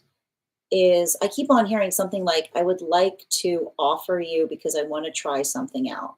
And I keep on hearing a guide saying that, remember, when we want to try something, we can try it in the space of an offering, which is something that we ourselves are working on. But that's why we're offering it to another, to get their insight in terms of how we could do something in a better way. So I just keep on seeing a lot of this work about being patient with yourself, having thick skin, and also like allowing oneself to be a little experimental, which is the ability of trying things to see how they resonate, but not just with you, but those that you're working with. The guided message I have around this is, yeah, especially with the Knight of Cups in its reversal. You've got a lot of this energy um, around, like you've got a lot of the Knight and King energy in its reversal here, which is to say that like it's giving me heebie-jeebies is what I keep on hearing, right? Like some like working through the space of helping another person understand that there's nothing to be energetically afraid of. I'm not sure why I see so much of it around you right now. I don't know if it's a locationality that you're in, um, but that's what I meant in terms of like helping another person um, like through their own anxieties. I keep on seeing have empathy for it is what I keep on seeing. And remember, I keep on hearing that often we get further with an explanation than an argument, is what I keep on seeing, which is not the space that says you shouldn't, but the space you say, I understand, right? Like the recognition of helping another person understand the validity of how they feel that allows the context by being able to like help them through it is what I keep on seeing. Thing bottom of the deck on this reading, yeah, especially with the World card in its reversal, you know, there I feel like that it's working through the space of others' misconceptions. But that's what I keep on hearing, like, don't get into an argumentation space, right? Because argument, when you argue with someone that has misconceptions, they'll often feel fortified by them, right? But when you're able to be understanding of where they spring from, you can kind of help them. I keep wondering when you understand where fears spring from, you can help another transform their fear into energetic confidence. So I keep on seeing like be inquisitive in the face of others' fear, right? Be curious because I keep on seeing like the difference between an argument and a conversation is often an argument fortifies another person's ridiculous position. But when we work to understand it, we can have a conversation on what it indicates is what I keep on hearing. So continue like under I keep on hearing like let that empathy like guide you even in I keep on hearing even in the face of another person's ignorance, right? Thank you so much for having that reading with me, Lisa. And if this message connected to you as well, it's very common for those who need these messages to be here to experience. And you might, I keep on hearing, you might to, I don't know why I'm getting this. You might need to travel further, you know, like you might need to connect out with others that makes it a little bit easier too. All right. Yep, you said that as I was putting my headphones on. Oh, that's wild. That's so wild. Thank you for confirmation, Lisa. Yes.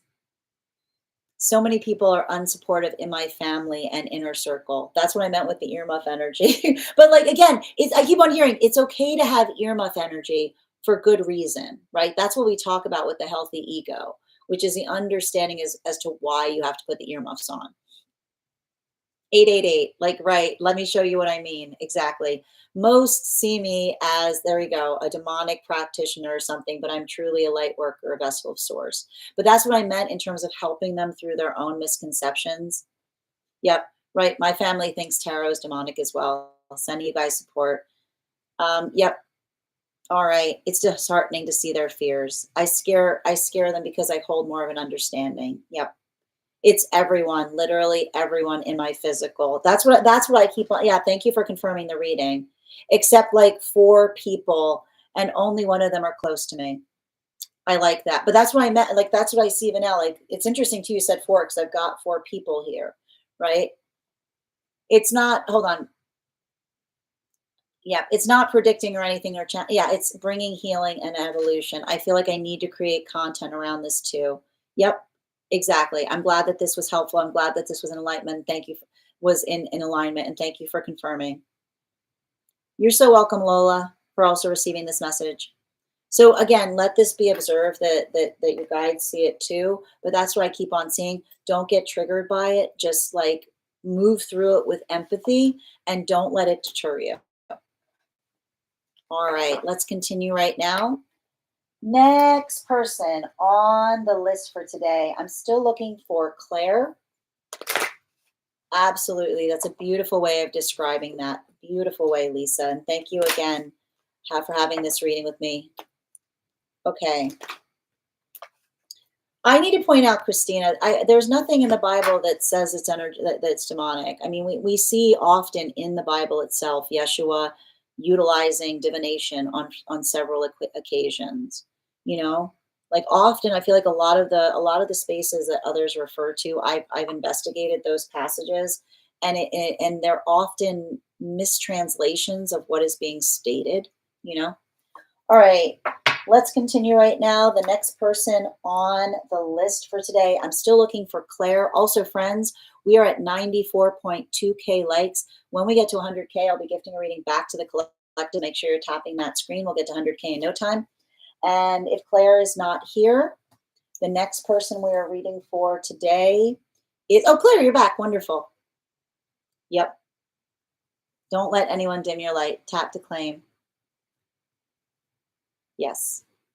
Thank you for confirmation as well, Christina. I just did a bunch of research on that. It's very contradictory on that topic. Well, you have to understand, like a lot of the books in the Bible, you have to look at where they come from. You know, like some of them are passages. You know, we don't. There's a lot of letters that are encapsulated in there. So you have to really kind of go into the text and understand what they're talking about in relationality to when people are pulling excerpts from it. You know. Yeah, they're all yeah. And there's some of them had very different opinions on things. I like to point out when you look at the 4 books, those are 4 different people telling the same story, and they all have a different opinion on it. You know? All right, I've got you, Claire. One moment, please. Yeah, we're at 95, guys. We're very close to the 100K milestone. All right, but before we begin on Claire's reading, let's do another intuition check. I'm going to draw an animal spirit guide card. When we get to 1, I will reveal the card. Go ahead and put your impressions in the comments. 10, 9, 8, 7, 6, 5, 4, 3, 2, 1.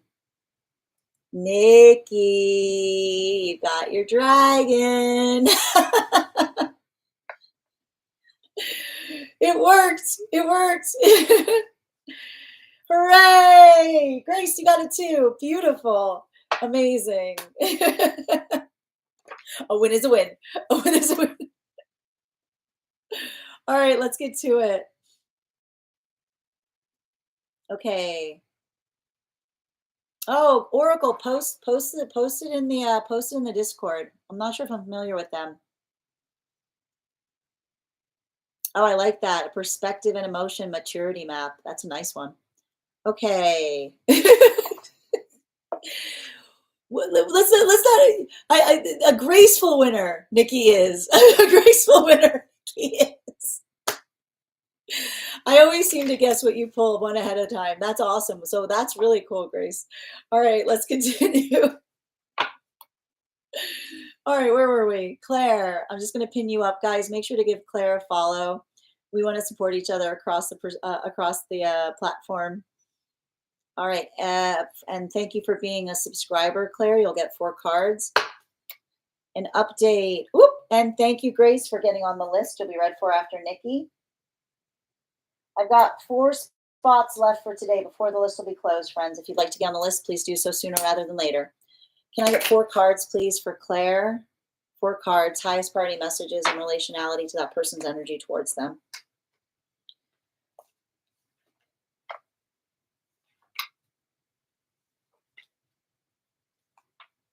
Oh my goodness.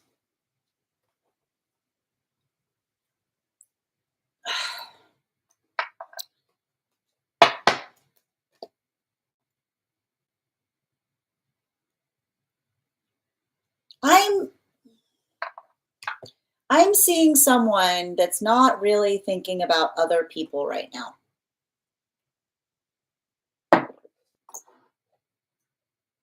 I'm seeing someone that is like very much focused right now. They're going through something.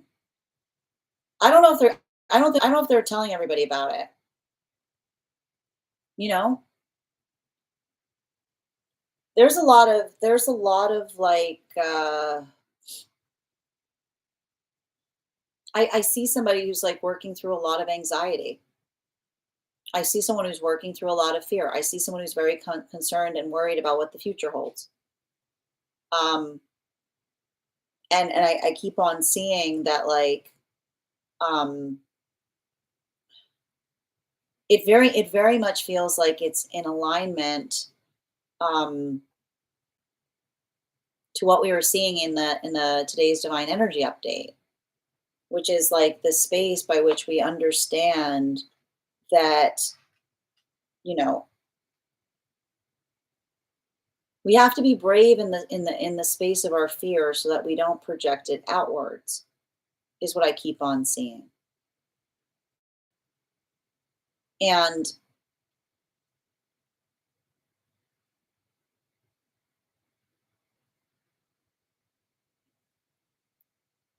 I don't know why there's something around someone that feels like they kind of blew it, is what I keep on seeing.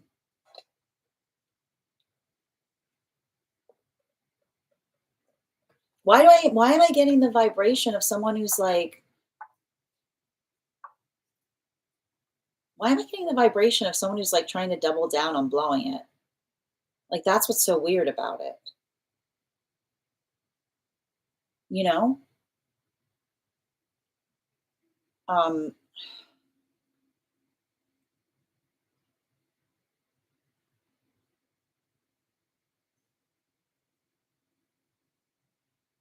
is this person like creating content like about like what a bad place they're in? Like this is giving me like there's something here. Like I keep on seeing like this is like that's what's so interesting about it. Like I feel like there's some kind of like confusion as it relates to someone like acting like like there's some kind of confusion in terms of somebody who's like afraid of asking for stuff, but I almost see somebody like it's like the cry it's like it feels a little bit like an energetic cry for help because it's like if you say you don't want something but then you say that you're in like a bad place that's only getting worse, that can often be indicative of someone who has an issue with boundaries, is what I keep on seeing. Because it's the context by which, and I need to stress this, we say what we mean and we mean what we say, and we don't say things to get our way. Like we don't put ourselves in a tower and then say you have to cross the moat of my own reluctance in order to reach me, right? It's not the energy that says, oh good, I'm so glad that you read between the lines of what I told you in order to find me. We don't do that if we're in a healthy space.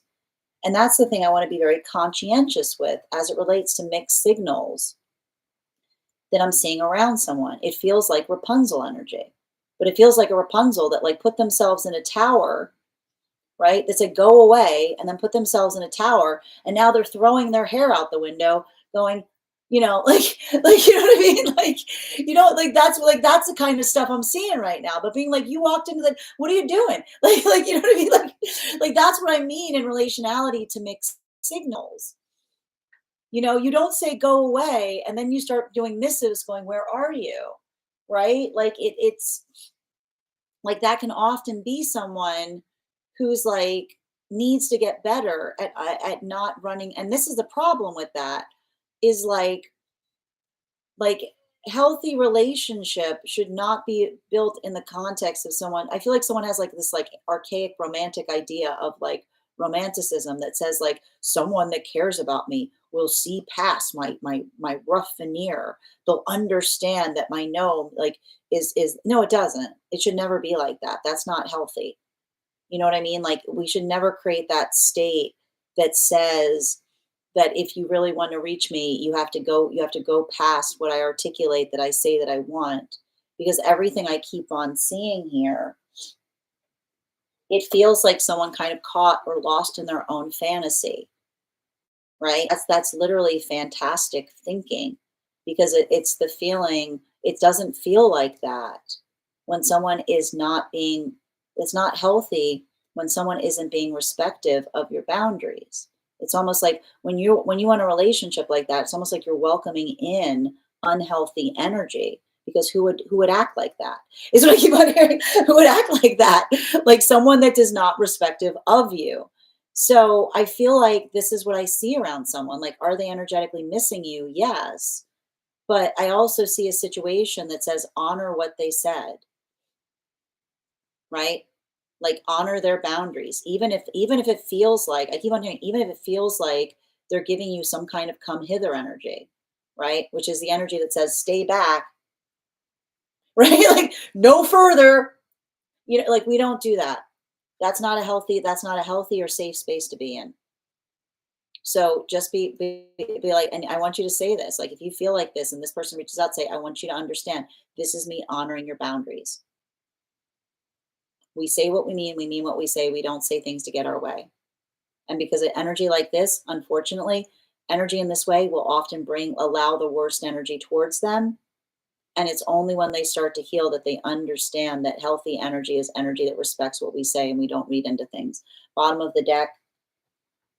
Yeah, Queen of Cups, right? It's like it's a lot of this energy that says like, like we don't play a shell game with our emotions. We don't say, well, if you really cared, you would. No, if you really cared, you just tell me, right? We don't create like confusing situations to see how far the lengths another person will go to understand what's going on, right? It's not the lengths that we would go to, it's the care that we do on ourselves to make it energetically easy, is what I keep on seeing.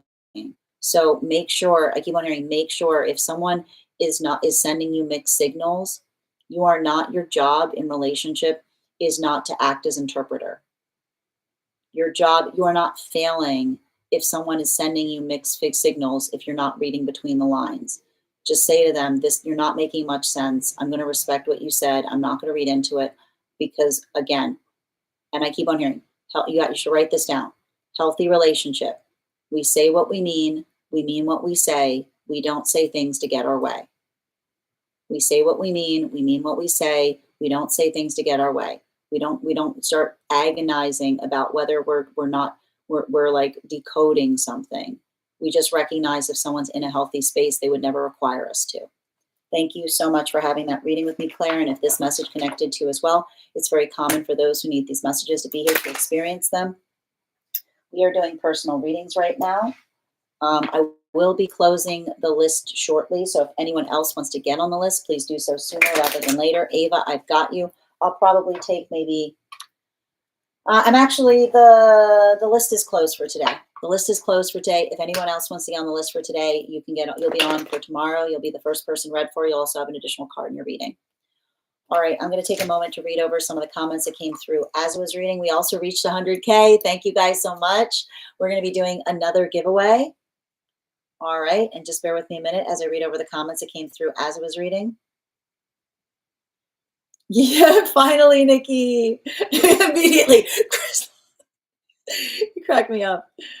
Yep. A little front. I get it. Couple rivalry. I'm here for. I get it. I understand it. I understand. It's a Leo and a Taurus. There's going to be a little rivalry. Changing it up today. I wanted to see my actual dragon. You did it, Christina. If someone said they saw you beside them in their reflection, what does that mean? I mean, that's gonna be different depending on the person and the situation. It could mean a lot of things. I'd have to do a reading on it. That's like one of those things that it's not just like there's not like a single like meaning as to that. There's a lot of different things that could indicate. He scared the crap out of me the other day and posted a video on it, so I'm allowed. Oh, okay. All right, that's fair. Well, what was the video? I need to see that. Yeah, I'm curious too. This feels more complicated than someone not wanting it. I'm seeing a lot of like come hither energy. It's like he's doubling down on his own self-sabotage. You nailed, like that's what I was reading into, Claire. Exactly. Thank you as well, Christina, for receiving this message.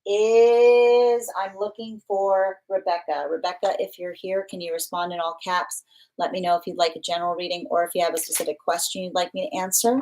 And the list is closed for today, but if you would like to get, if you would like to get on the list for tomorrow, you will be the third person read for.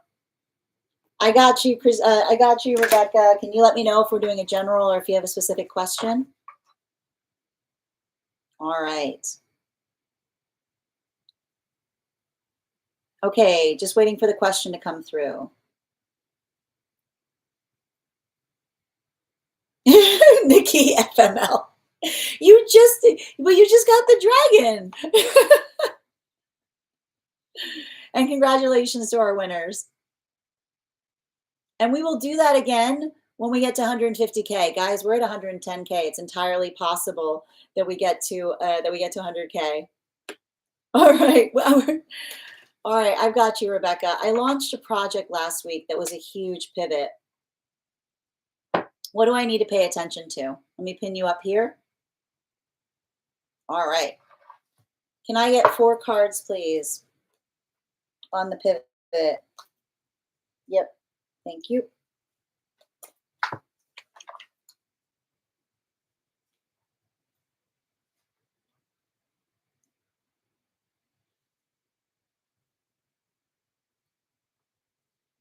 I see like the biggest thing to do right now is making sure that you're being consistent in the pivot.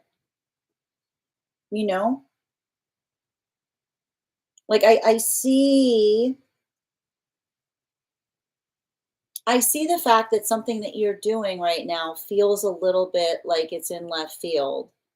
Um, but here's the thing about it. It's not, is what I keep on seeing. Not really. And I keep on seeing that there's something, I keep on hearing this is you getting comprehensive, is what I'm identifying. This is requiring a change of description in relationality to something that you do. You know, like I keep on hearing this is the sound of you becoming comprehensive, which is the ability to articulate what is the unifying quality or characteristic of something that you're doing that would allow the ability to encapsulate these, is all I keep on hearing. You know, I keep on hearing we're a family here, right? Like, and it feels like, again, I feel like I keep on hearing the word family, like a family of services. And I keep on hearing, like, what is the name, like, what is the energetic name of the family? Like, what is the identification point? Or what is the energetic description in relationality to what you're doing? It does feel like it is requiring you to like reframe your description, is what I keep on seeing.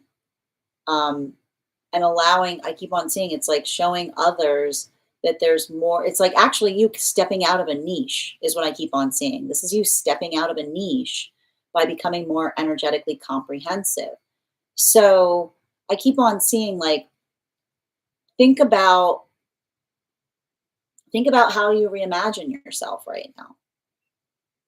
Think about how also like I think a good content, like one thing I would like encourage you to do is I like to call it like an introduction meditation,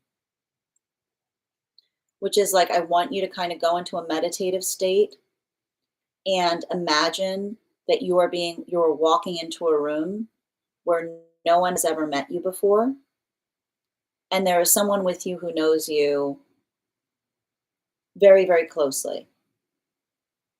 And they go to introduce you. And what do they say? Whatever they say, allow that to kind of frame the work that is to be done right now.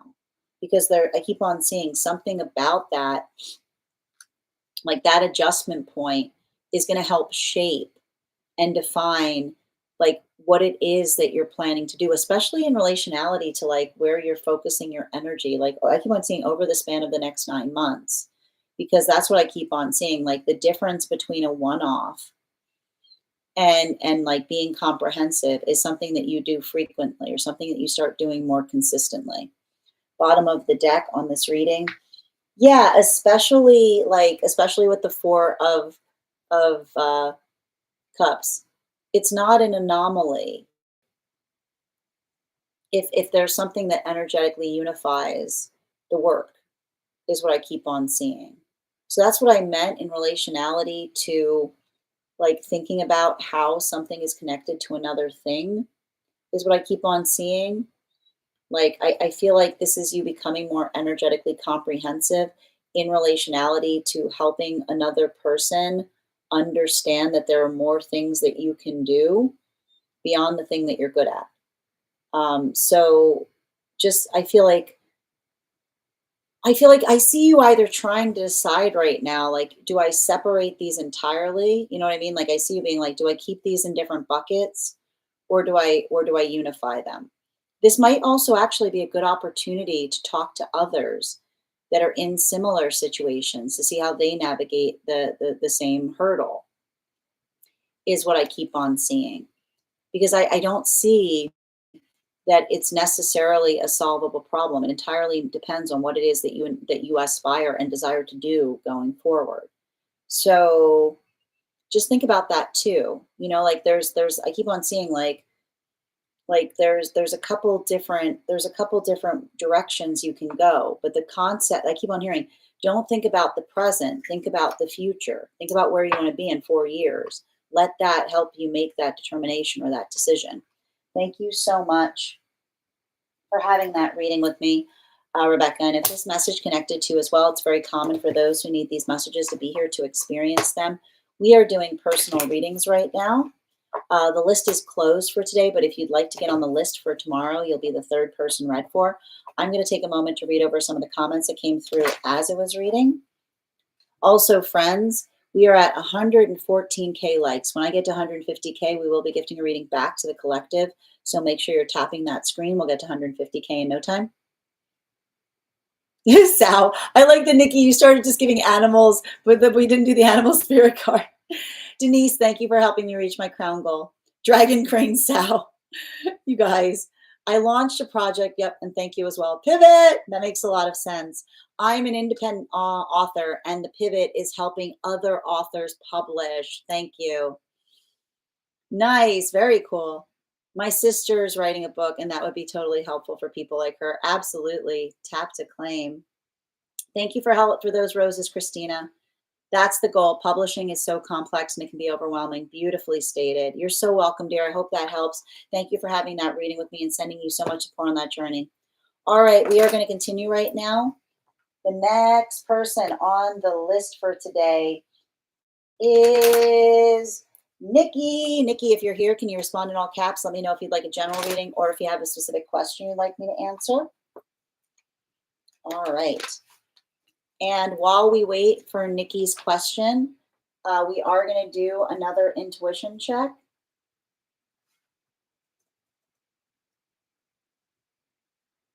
All right, I have got our animal oracle cards here. I'm going to draw one. We're going to count back from 10. When I get to 1, I will reveal the card.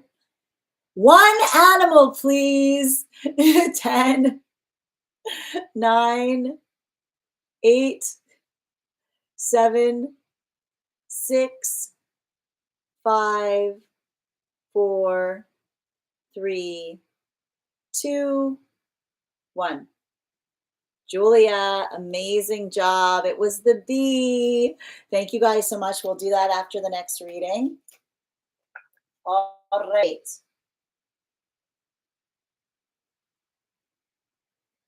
Okay. I just knew. Well done, Julia. All right. Where are we? And we're reading now for Nikki. Nikki, what are we doing? Are we doing a dream?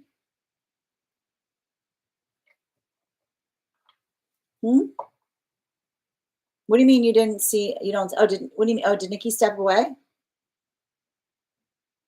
Okay. If Nikki stepped away, we can continue. If Nikki is not here, the next person on the list for today is Grace.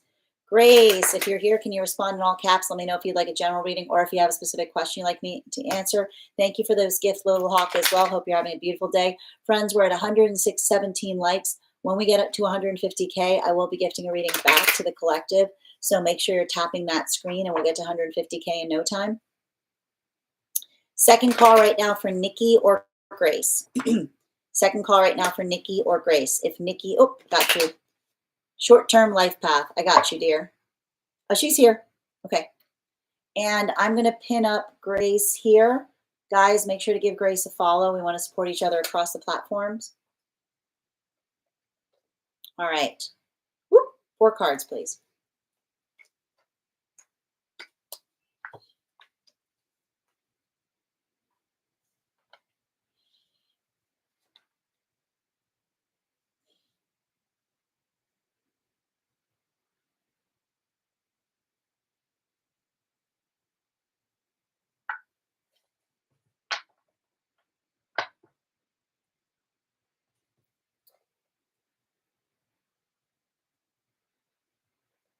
You know, the thing I'm seeing right now is like, I feel like I keep on identifying that you're going through some kind of like deep energetic recall, you know? And the thing is, I got to point this out, you know, like the thing about energetic recall that we like don't talk about enough is that when we start working on energetic recall, things stop bothering us so much. You know? Like we just stop feeling as energetically bothered because it's like all the energy that we would spend on trying to get to the bottom of how another person's feeling because like just moves into the space of pragmatism. You know, it just moves into the space of pragmatism, which is, and I keep on seeing it's like, and I want to stress it. This is not disassociation, right? That we're talking through, but this is often why, like when we start going into energetic recall, like we'll sometimes start shedding those who are more in a space of being passive aggressive, right? Because it's like, well, like it's like we don't, it's like that we no longer have time to put on our magnifying glass to try to like overly focus on someone to understand and identify like how they're feeling every moment, right? It becomes the space of saying, if there's something wrong, you'll tell me, right? Because it allows that context by which we feel the easement of the stability that we experience. And that's often why, like, when we're starting to go through energetic recall, like, if someone's being weird, you know, this is often like the context by which we lose an energetic relationship. Because, like, I like to point out, like, if weirdness requires investigation, then we get exhausted by it. And it's a space that says, like, even in another's weirdness, being like, you know, I don't want to, like it's just the energy that's just like it's too much. It's like the headache, you know, it's like the headache in the space by which we identify. We shouldn't have to like try to spend so much brain power wondering why someone's being weird, right? It's like I don't have the band. It's like I don't have the bandwidth for your weirdness. And when we're, I like to point out, like when we're in a good space, we understand that we don't want to make our weirdness each other's problem, right? Like we just we articulate upon it. We talk about it. And I feel like this is like I see you kind of going through some kind of process like that with energetic recall, which is like not letting yourself get devastated by another person's weirdness, just like profoundly irritated by it, you know? Like it's like Um, and I feel like I have to say, like, um, I think there's something important about that because I think it shows you, um, like, how far you've come to a certain extent. Because I just like I almost see you looking at something and like I keep on hearing like your guide saying we can't building a healthy relationship should not feel like we're knocking down another person's battlements. You know, building a relationship should not feel like we're playing hide and seek with another person. Building a relationship is one that's built and on consistency and and reliability. And I keep on seeing that like there's a little bit of that pathwork of determination that I see you going through right now, which is like working through another's doubts and fears, but almost like almost I'm gonna say like almost with like a little bit of irritation because I keep on hearing that manifest like reaching manifestation goals should feel like a celebration. You know, like moving towards a manifestation goal should always feel like like a manifestation goal. It shouldn't feel like pulling teeth.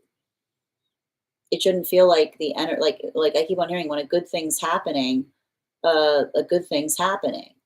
And that's why like when we're having a moment where a good thing's happening and another person is not celebrating it the way that we are, like it does create a little bit of frustration because it's a conversation as it relates to what they were energetically expecting.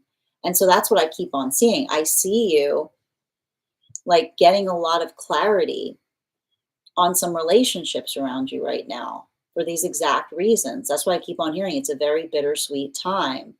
The positive is I see that you're making changes, that you feel that confidence point, that you feel the energetic celebration for, the identification and recognition of something that you know is a good thing.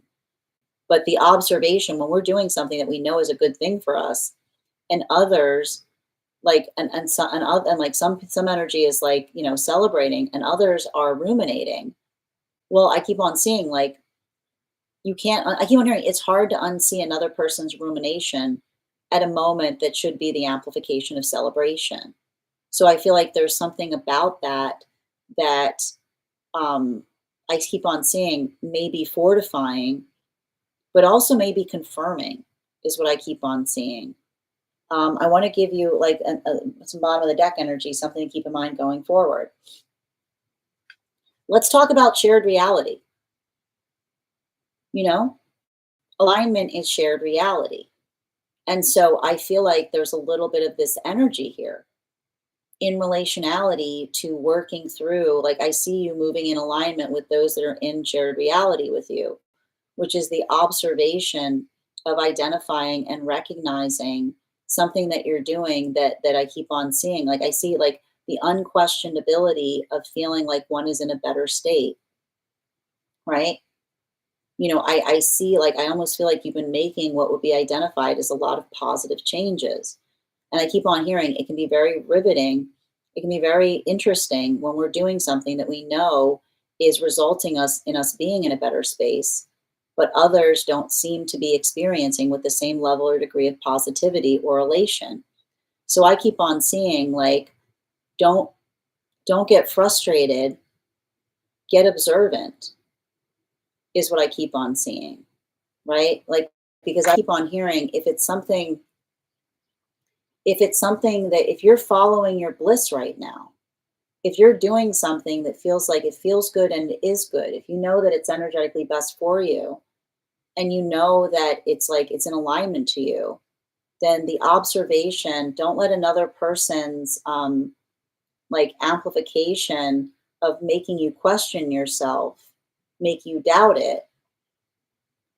Like let it beg the question and again, like what were you expecting? right? Like the observation of someone feeling disappointed in that way may help frame the determination point as to like whether I keep on hearing like whether they're in alignment towards your manifestation goals or whether they're upset because like something isn't turning out the way that they expected. So make sure that you're having a lot of conversations right now as it relates to long-term goals and long-term priorities because I keep on seeing that like healthy relationship in any context when we're doing something that is a good thing, it should be demarcated by celebration, not rumination is what I keep on seeing, right? The space by which we say, I'm that's amazing. I'm so excited. I can't wait versus someone saying, are you sure this is a good idea? Thank you so much for having that reading with me, Grace. And if this message connected to you as well, it's very common for those who need these messages to be here to experience them. We are doing personal readings right now. If you would like to get on the list for today, the list is closed, but you can get on the list for tomorrow and you will be, and make sure you're having those conversations with another person as it relates to like some taking some kind of unorthodox approach to something. Like I keep on hearing, like making sure that you understand another person's energy trepidation, right? Like don't let it, I keep on hearing, don't get upset about it, get curious, right? Like have the conversation. If this message connected to you as well, it's very common for those who need these messages to be here to experience them. We are doing personal readings right now. The list is closed for today, but if you'd like to get on the list for tomorrow, you'll be the third person read for. 3 cards for a donation of 29 or more. 4 cards for a donation of 23 or more for my subscribers, Binks and my Lio. Please keep in mind there are 2 things I do not read for across these apps, pregnancy and medical. Happy to give insight on anything in private readings, and you can book private readings on my site. I'm going to take a moment to read over some of the comments that came through as I was reading. All right. 222, tap to claim, Little Hawk.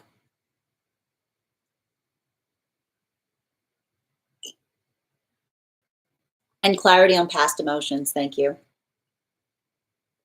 I feel numb to what is transpiring. Well, I think too, I think it's interesting um, when you say, like, and I think that even in the context of you talking about that numbness, which is like, I keep on feeling like it's almost like the guide saying, like, I keep on saying, if you're not trying to suppress your emotions, but you feel like a little energetically numb right now, I almost feel like I see you kind of coming into a space of not, it doesn't feel like it's energetically dissociative, but I almost see you like looking at something from a place of, like I keep on saying non attachment, which is like you're not trying to adjust another person's point of view. You're just recognizing how they're coming towards you, if that makes sense.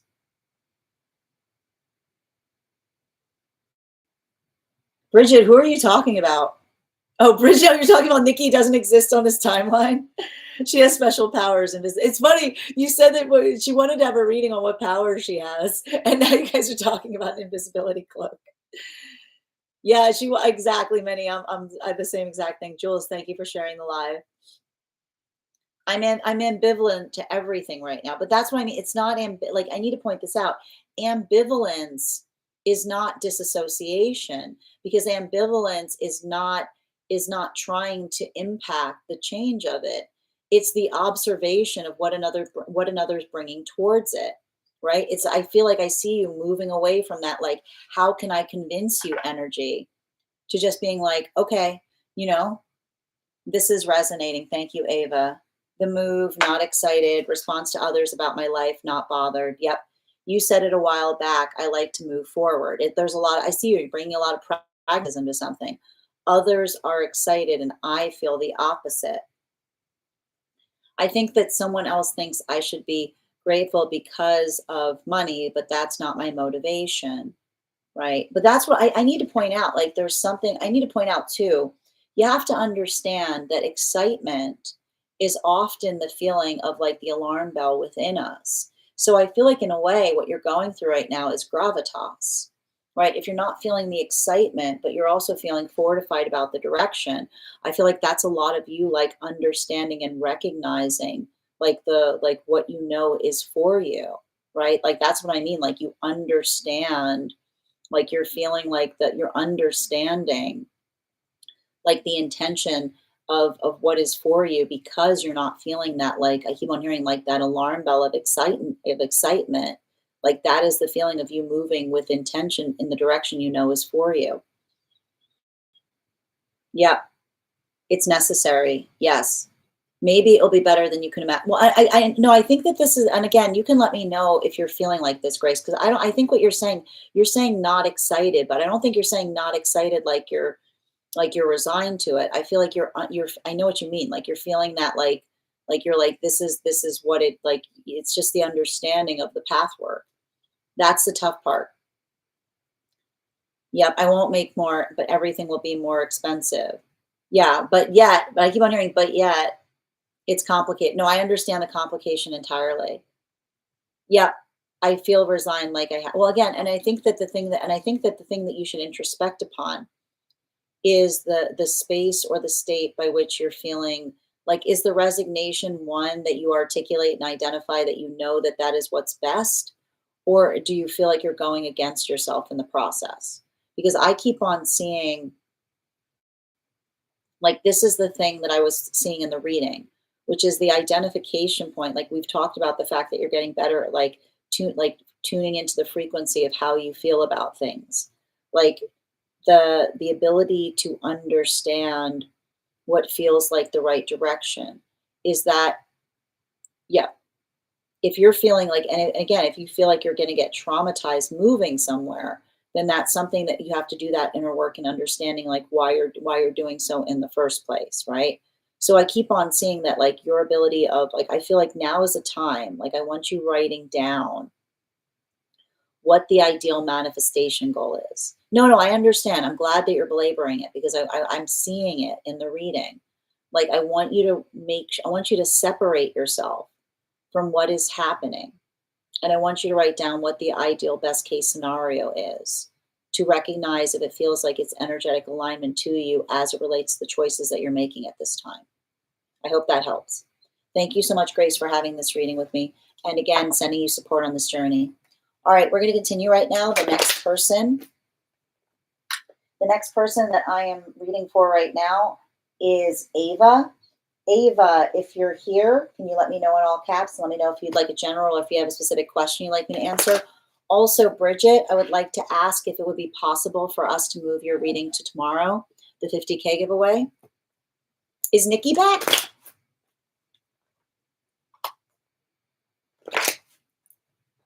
Oh, is Nikki back? Okay, Nikki's back. Okay, good. Never mind. Hold on. I didn't see Nikki return. Oh, Nikki's back. Wait, what happened? Hi, Nikki. Oh, you were talking about Grace. Okay, thank you. Got it. Sorry, I got confused. Yep. Excellent. It's all right. Oh, okay. Nikki, do you need more time? Okay, that's perfect. Thank you, Bridget. Okay. All right. Ava first and then Nikki. Ava, can you let me know if you'd like a general reading or if you have a specific question you'd like me to answer?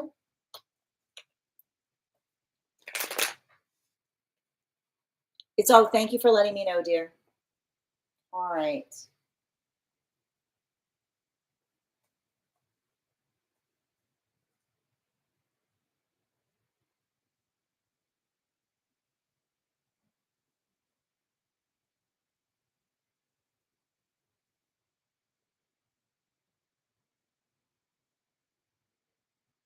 Okay. All right, I've got is this outside? Thank you for letting me know it's outside. And guys, I'm going to pin up Ava here. Let's make sure to give Ava a follow. Okay. Thank you. Oh, I wouldn't be tired. I love the long dreams. I just want to make sure I have enough time for it because I'm just on a little bit of a tight clock today. Okay, we've got Ava's question. In one of the one card pulls, I asked for a message from my past life self, and the message that came through was You used to be a badass. Can we read on that past life and how I can embrace that energy in this one? I've got you, dear. Yep. All right. Can I get 4 cards, please? Thank you. And one more.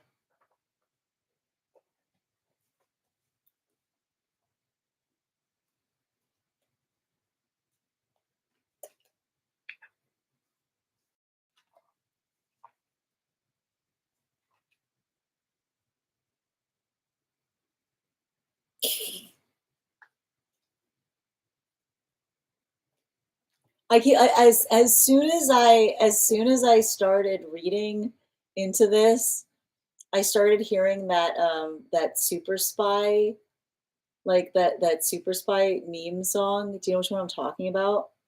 Super spy, like that one. You know what I mean? You know what I'm talking about? Is what I keep on seeing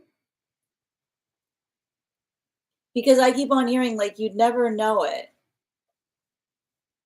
You know, by day, like I'm getting here, like look, like by day, we've got this like this strength card in its reversal, like, and by day a humble blah blah blah, but by night the mood card, like by night an entirely different person is what I keep on seeing. Um, and so I feel like there's something important in relationality to like a past life because I keep on seeing that like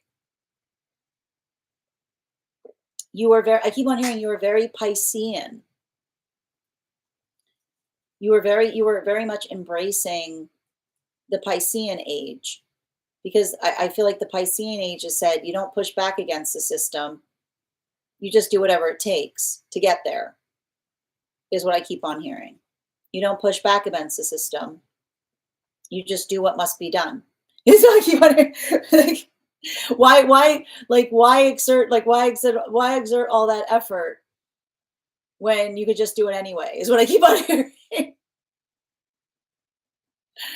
um I keep on hearing it came with its own difficulties. It came with its own energetic frustrations.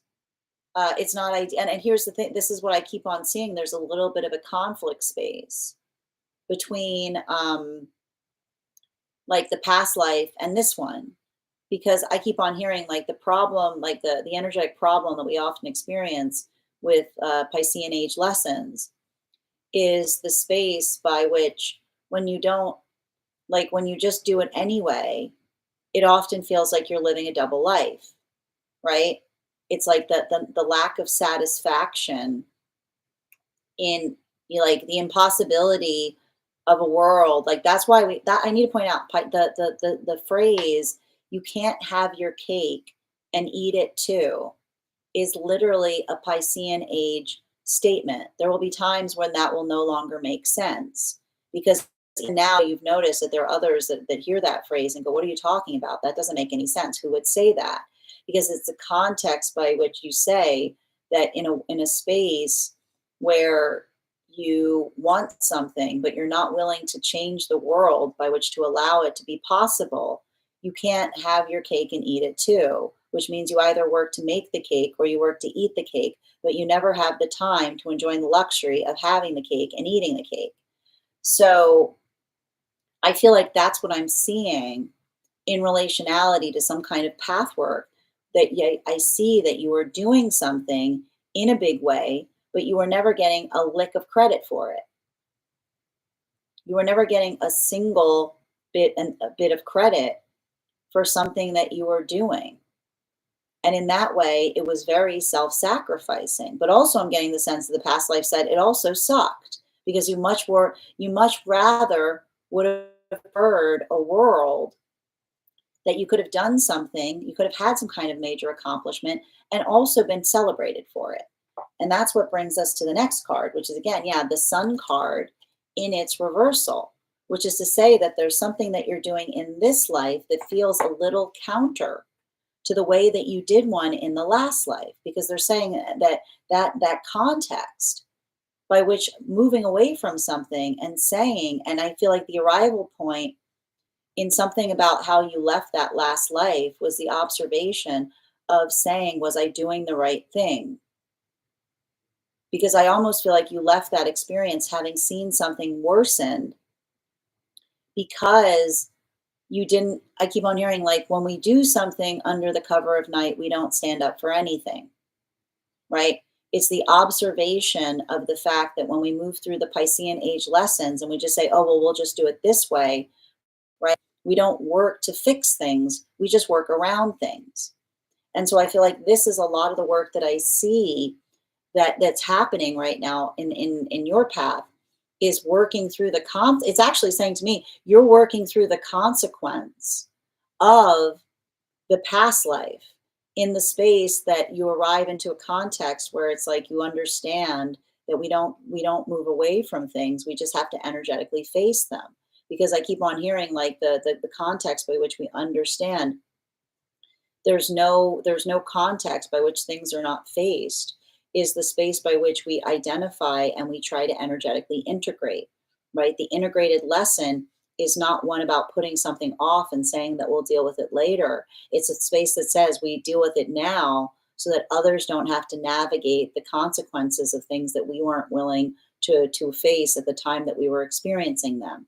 So I keep on seeing that for a lot of that energy. I feel like I see that you're actually progressing beyond where the past life was, because yes, I do get the context that that energetic past life was, as you said, a badass in the space of them being like, I see them kind of in like Batman energy. They're like, "Ah, bah, bah." You know what I mean? Like, I see them being like, nobody would ever know, you know.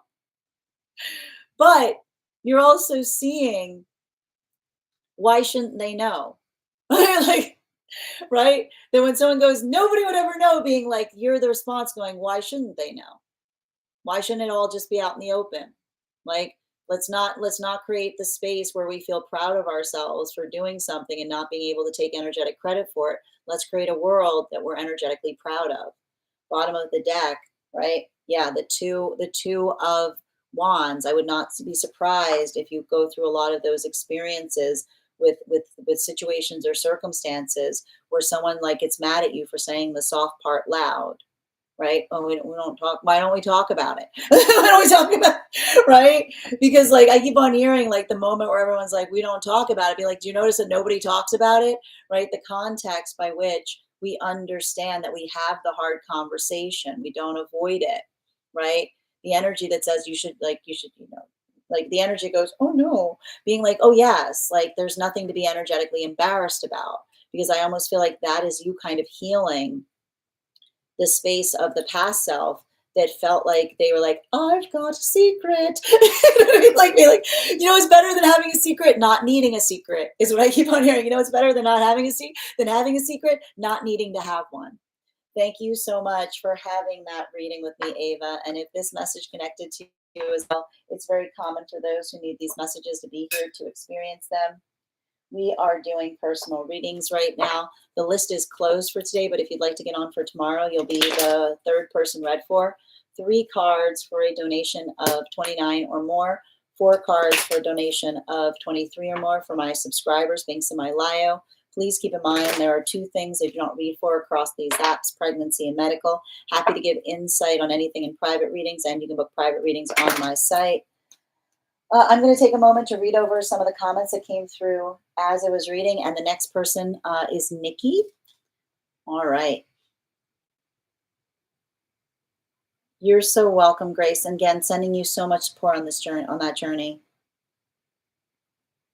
Got it. All right. And Melly, thank you for subscribing, dear. Got you. Batty Ava. Yep. And Pops, your subscription's ending soon if you'd like to renew. Adina, I feel that. I'm going to pin Adina here, guys. Make sure you give Adina a follow. I had a beautiful podcast with them. Good to see you, dear. Ava, cleaning up after your past self. Oh, yeah, that's what I keep on seeing. It's like a continuation of lesson, but it has to do with like not having to have some kind of double life.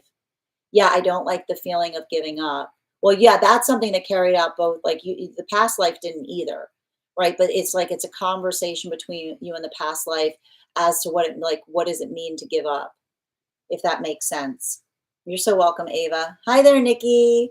Can you let me know if you'd like a general or if you have a specific question you'd like me to answer? And while we wait for Nikki's question, let's do another intuition check. Guys, we're also at 135K likes. When we get to 150K, I will be gifting a reading back to the collective. So make sure you're tapping that screen and we'll get to 150K in no time. I've got the card here. We're going to count back from 10. Go ahead and put your impressions as to what animal you feel it might be. We'll see who gets closest. 10, 9, 8, 7, 6, 5, 4, 3, 2, 1. Well, Per, you said you're giving up if it's not a white bird, but it's a goose. So it's not white, but it's close. Thank you guys so much for participating. We'll do that again after the next reading. All right, looking for Nikki. And guys, I'm going to pin up Nikki here. Make sure to give Nikki a follow. We want to support each other across the platform. What does the new moon in Leo on my birthday mean for me energetically? Love it. Can I get 4 cards, please, for Nikki? Thank you so much. And one more. Thank you.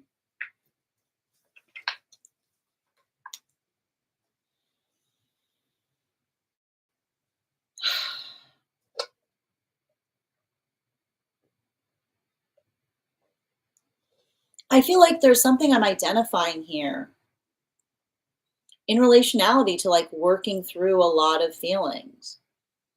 You know, I think I see you kind of going through a lot of sentimentalization with someone in relationality to birthdays that were, I keep on hearing, less than immaculate, is what I keep on hearing. I feel like I see you and another person going through some kind of like contemplation on less than immaculate birthdays. But I feel like that's like I think that there's something important about that because I think I told you, and I think we kind of talked about this. This particular new moon in Leo is all about transitions. And I think I told you that in some places it keeps coming up as either Cancer or Leo because of the nature of the way that the new moon is arriving.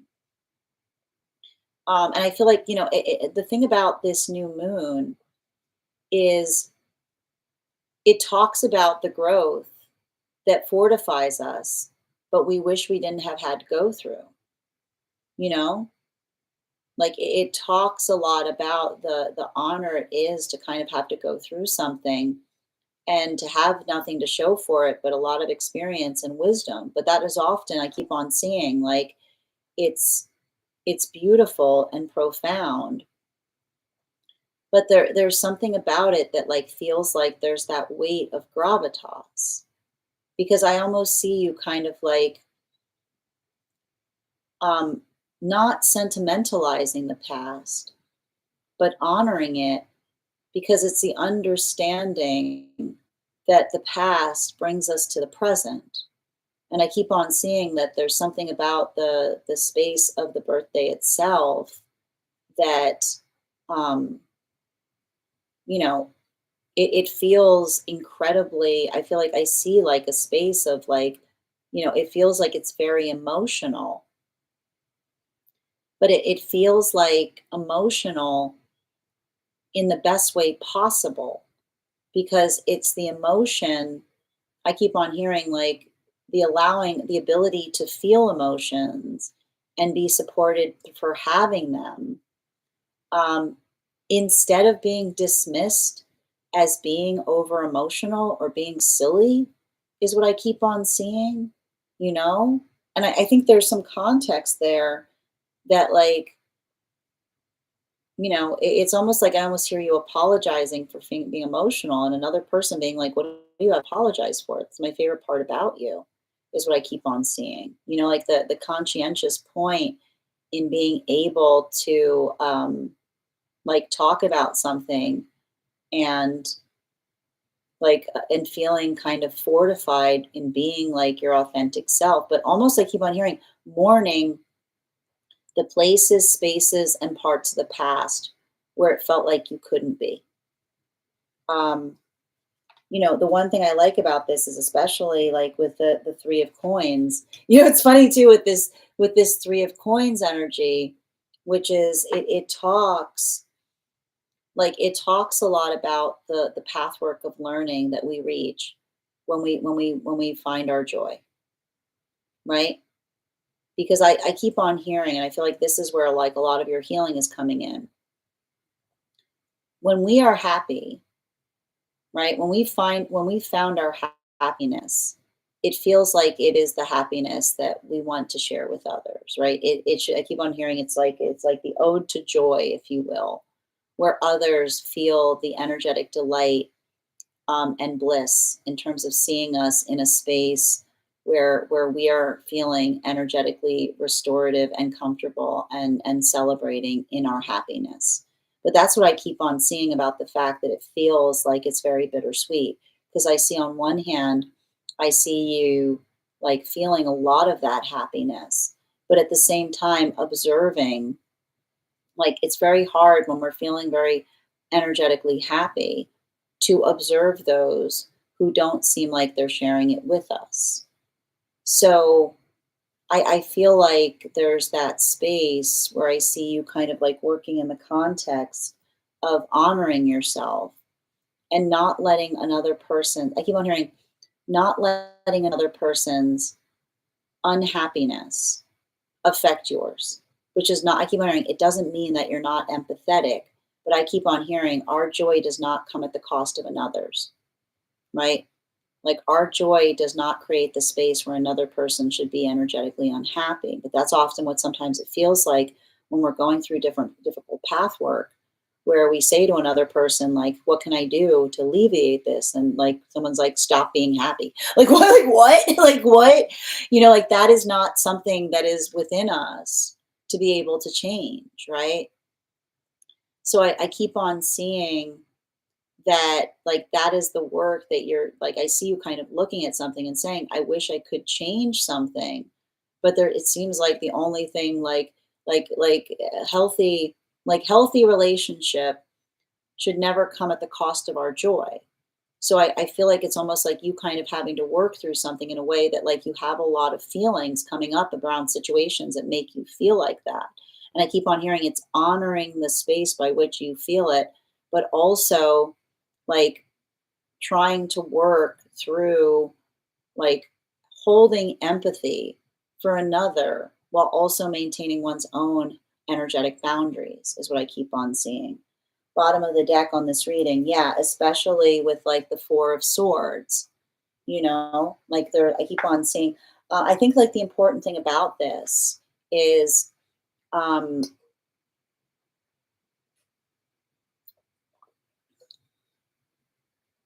like I keep on hearing like our how do I describe this? It's a continuation on the path work that when we care about someone, we never say, I don't want this for you, right? It's the observation of understanding that the joy of loving is being able to see someone follow their path and to feel that arrival point in terms of the delight and surprise, in terms of being able to see like where like where that joy comes from. So I keep on seeing like it's like I keep on hearing like the working through another person's somberness as it relates to them letting go of some dream that they had for you, instead of coming into the space of celebrating the fact that you're finding your energetic joy. So I keep on seeing like allowing that space of not getting frustrated, right? Like working through something in such a way that like you're helping, like you're allowing that to fortify you. Because I almost see like I see somebody like working through their own feelings, but not allowing them to like impact you. And I keep on seeing, especially in relationality to plans, is what I keep on seeing. which is like the understanding and like celebration point as it relates to like, I keep on seeing like allowing some kind of like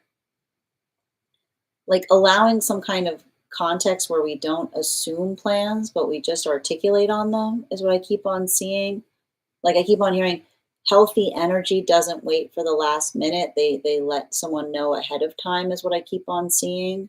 Right? Like it's saying to me like there's something about that space. But I keep on hearing like if anything, I feel like it's a very mortifying birthday for you because I keep on seeing it's like working through something that would have really upset you, but instead it's like seeing it in a different way that like creates that sense of not being triggered, but just kind of makes you a little bit it's like I'm giving you like that disappointment instead of devastation. You know what I mean? Like that frustration instead of falling, like I keep on hearing, like instead of being triggered, just like almost energetically observing something. Thank you so much, Nikki, for having that reading with me. And if this message connected to you as well, it's very common for those who need these messages to be here to experience them. We are doing personal readings right now. The list is closed. We are going to get moving into one card readings. I'm going to take a moment to read over the comments that came through as I was reading, and then we're going to start on one card readings. If you are a subscriber and would like a card, go ahead and put your question in the comments. If you would like to become a subscriber and would like a one card, now's a great time to subscribe. And if you are a subscriber who would like an animal spirit guide card on top of your one card reading, please make sure to recharge your heart me's so that you're eligible for that one card. All right. And I'm just going to read over some of Nikki's comments as I was giving that reading. Close enough. Oh, thank you guys for sharing the wishes with Nikki. More feelings, yay. Always the pursuit of immaculate vibes. Oh, amazing. That's wonderful, sunshine. I cry almost every year on my birthday. Anyone else? That's what I keep on. But I feel like there's like something about this that feels like like it feels positive. Like it feels like a healthy thing. Never ever. Usually the day after. Right. I've gone through many, many challenges. I usually spend mine alone. It always makes me miss my thought. Oh, yeah, I see that, dear. Not me crying already. Oh, Nikki, I'm used to it. I just hope it's transformational and in how my mother and my relationship is with everything. I feel like it's transformational, but I feel like it's because you are transforming in the face of it, is what I keep on seeing. And I need to point out sometimes the observation of someone always being a certain way can help us heal through something, right? Because it's the observation of seeing it that helps us heal from it. No, I agree. Right. Just not internalizing it. Like you want me to be set. Yeah, exactly. Oh, and thank you guys. Fortifying sounds amazing. Disappointment rather than devastated. Yes, that's the path we're on. Yep. But I see that's also how you're working to heal something. You're so welcome, dear. And again, sending you so many beautiful blessings on that day. All right, let's get to it. Highest priority for Oracle Erica, please. And Per, remember, you've got two cards coming to you. Highest priority for Oracle Erica. Just go for it. What are you waiting for? Just like I feel like this is a lot of that energy being able to articulate, finding your confidence, bottom of the deck. Yeah. Like I see you like trying to navigate the timing of something. And I keep on seeing like it's okay to make a change during this period so long as it's something that you've been intending to do for a while, like let this be a retrograde where you heal from any kind of energetic procrastination.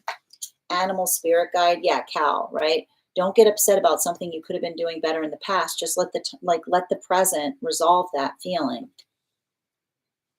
One card on love for Bridget, please. One card on love for Bridget.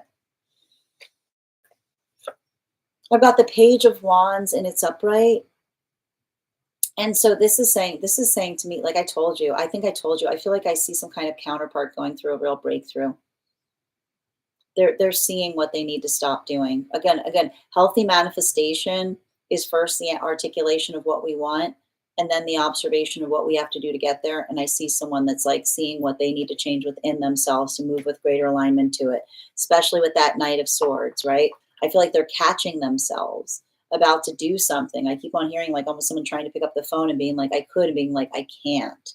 That's the old me, is what I keep on hearing. Animal spirit guide, thank you for those gifts, Erica. Yeah, the water dragon, they're catching themselves. They're observing their own inclination that may fortify or bring them towards something that they wouldn't typically be ascribed or aspired to do. Thank you so much, Sunshine, for that baby dragon. The list is closed today, but I'm happy to put you on the list for tomorrow with that baby dragon. All right, I've just listed you here. Thank you. All right, one card for Minnie on what opportunities am I not seeing clearly right now?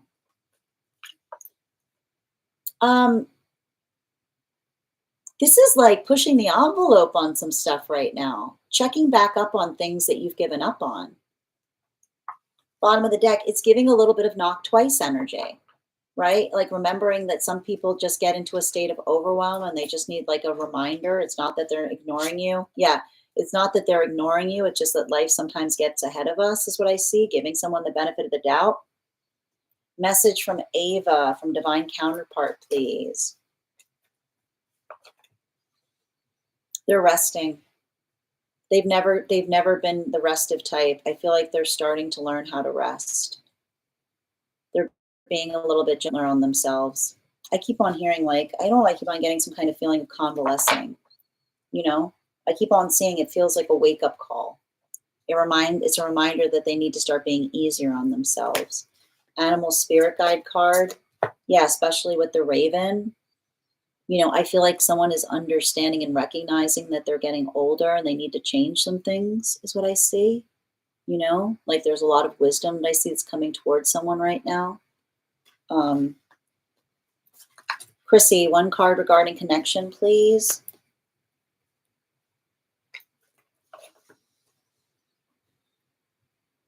I see somebody in a rut. I see someone like working through like their own frustration in relation. I feel like like the retrograde energy is getting to them, right? Like it's giving me a little bit of energy of someone like going a little stir crazy, you know, especially with the Two of Pentacles in its reversal. I see somebody who's like, they have a hard time energetically committing to things because they've got a fear of missing out. I keep on hearing missing out, being afraid of missing out on things means we miss out on everything. And I see somebody like working through that. Animal spirit guide, please. Yeah, especially this is what they're it's a lot of that what if energy. It's the energy that like, you know, has a hard time between like, you know, I keep on like they're like, it's like the desire to know what's like what else is there sometimes does not build an appreciation of what it is that we have. So I almost see someone like working through, like I almost feel like them combating their own imagination in relationality to building into a context of appreciation. Alexandra, one card, please, if I'm seeing that dynamic clearly now. I mean, if it's hard to look at, yes. If it's hard to look at. If it's hard to look at, probably is what I'm getting. Animal spirit guide. Yeah, because it's like the ability to look at something practically is what I keep on seeing, right?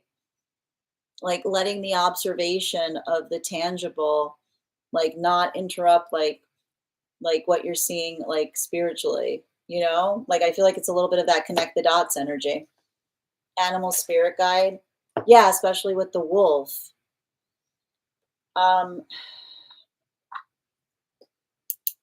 The question is whether they're aware of it or whether it was something like unconscious is what I keep on seeing, you know? Like I keep on hearing was it fear or was it intention? Right.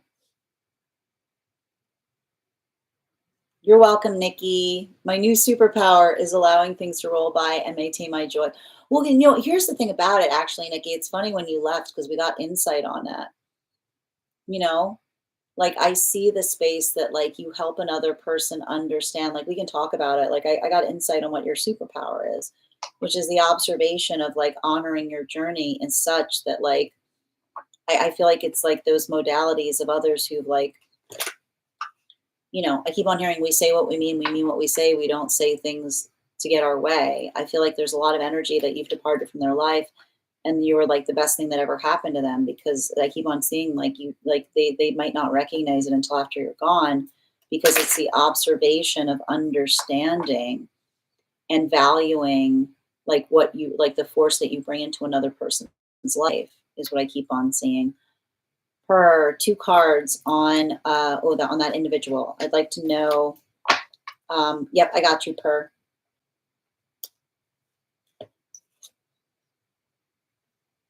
Yeah, I mean, this says to me, I don't know why it feels like they see you kind of like navigating difficult circumstances, right? But not like not making like not I keep on hearing like not trying to make situations worse, but just looking at difficult situations and trying to make them better.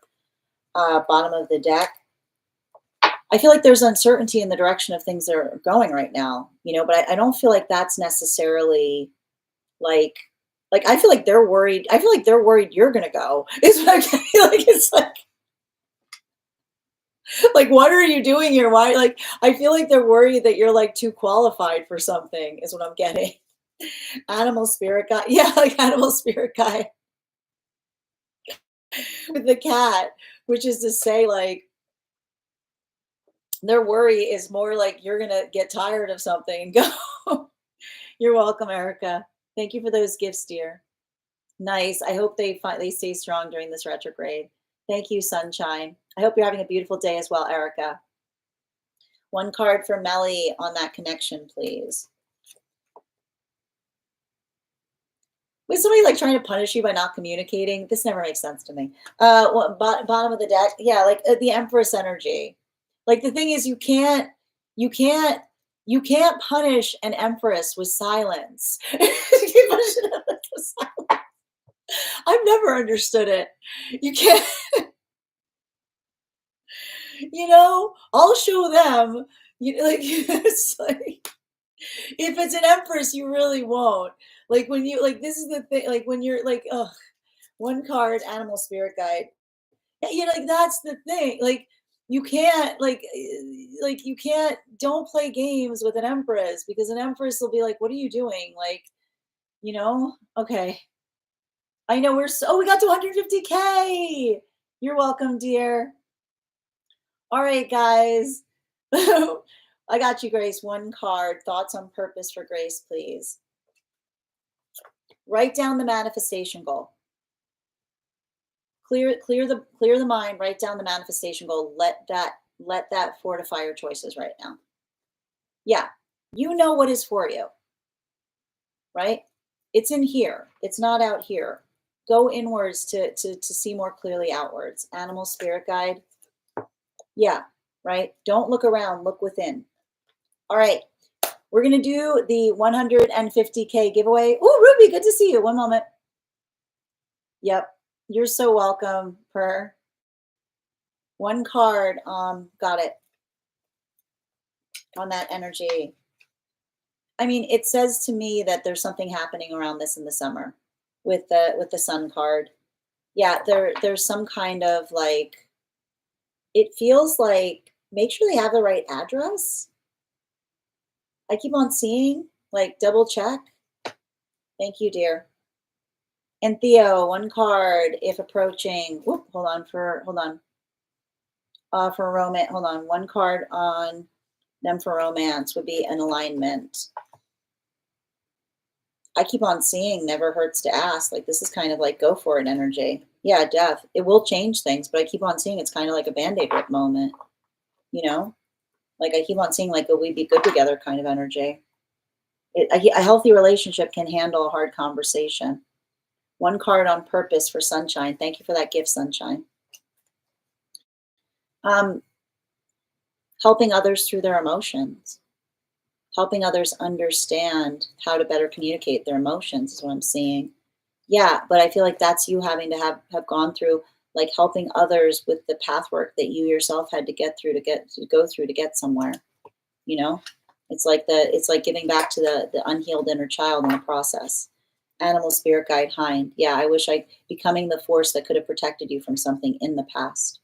Sending you support on that journey. One card for Julia on highest purpose, highest and best route for finances. Just I keep on seeing refining, like focusing on the essentials right now. Bottom of the deck. Yeah, like cutting away at anything that feels energetically extraneous is what I keep on seeing.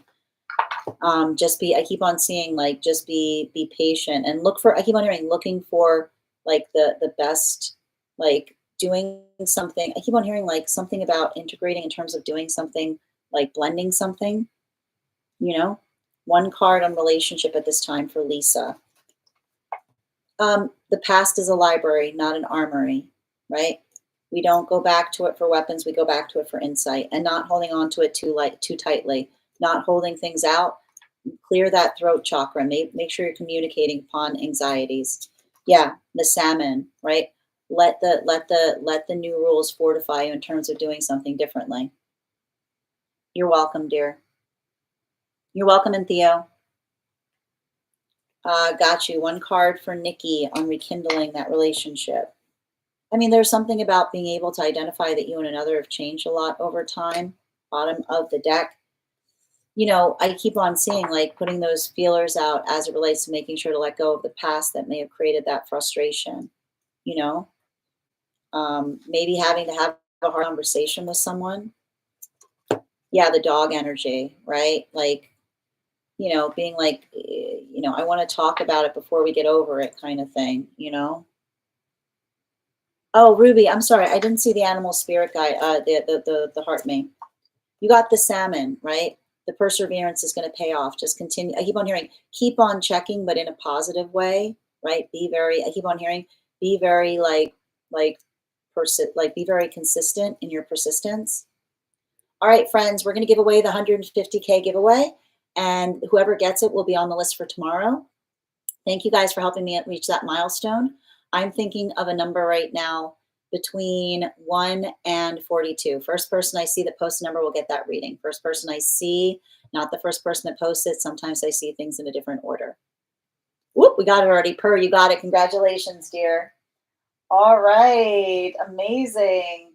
I want to thank you guys so much for being here today and sharing in these messages. If you just became a subscriber today, welcome. I would encourage you to head over to our subscriber-only Discord channel, introduce yourself to the collective. You'll also find in the perks section there a special coupon code that will give you a discount to our tarot class subscription program.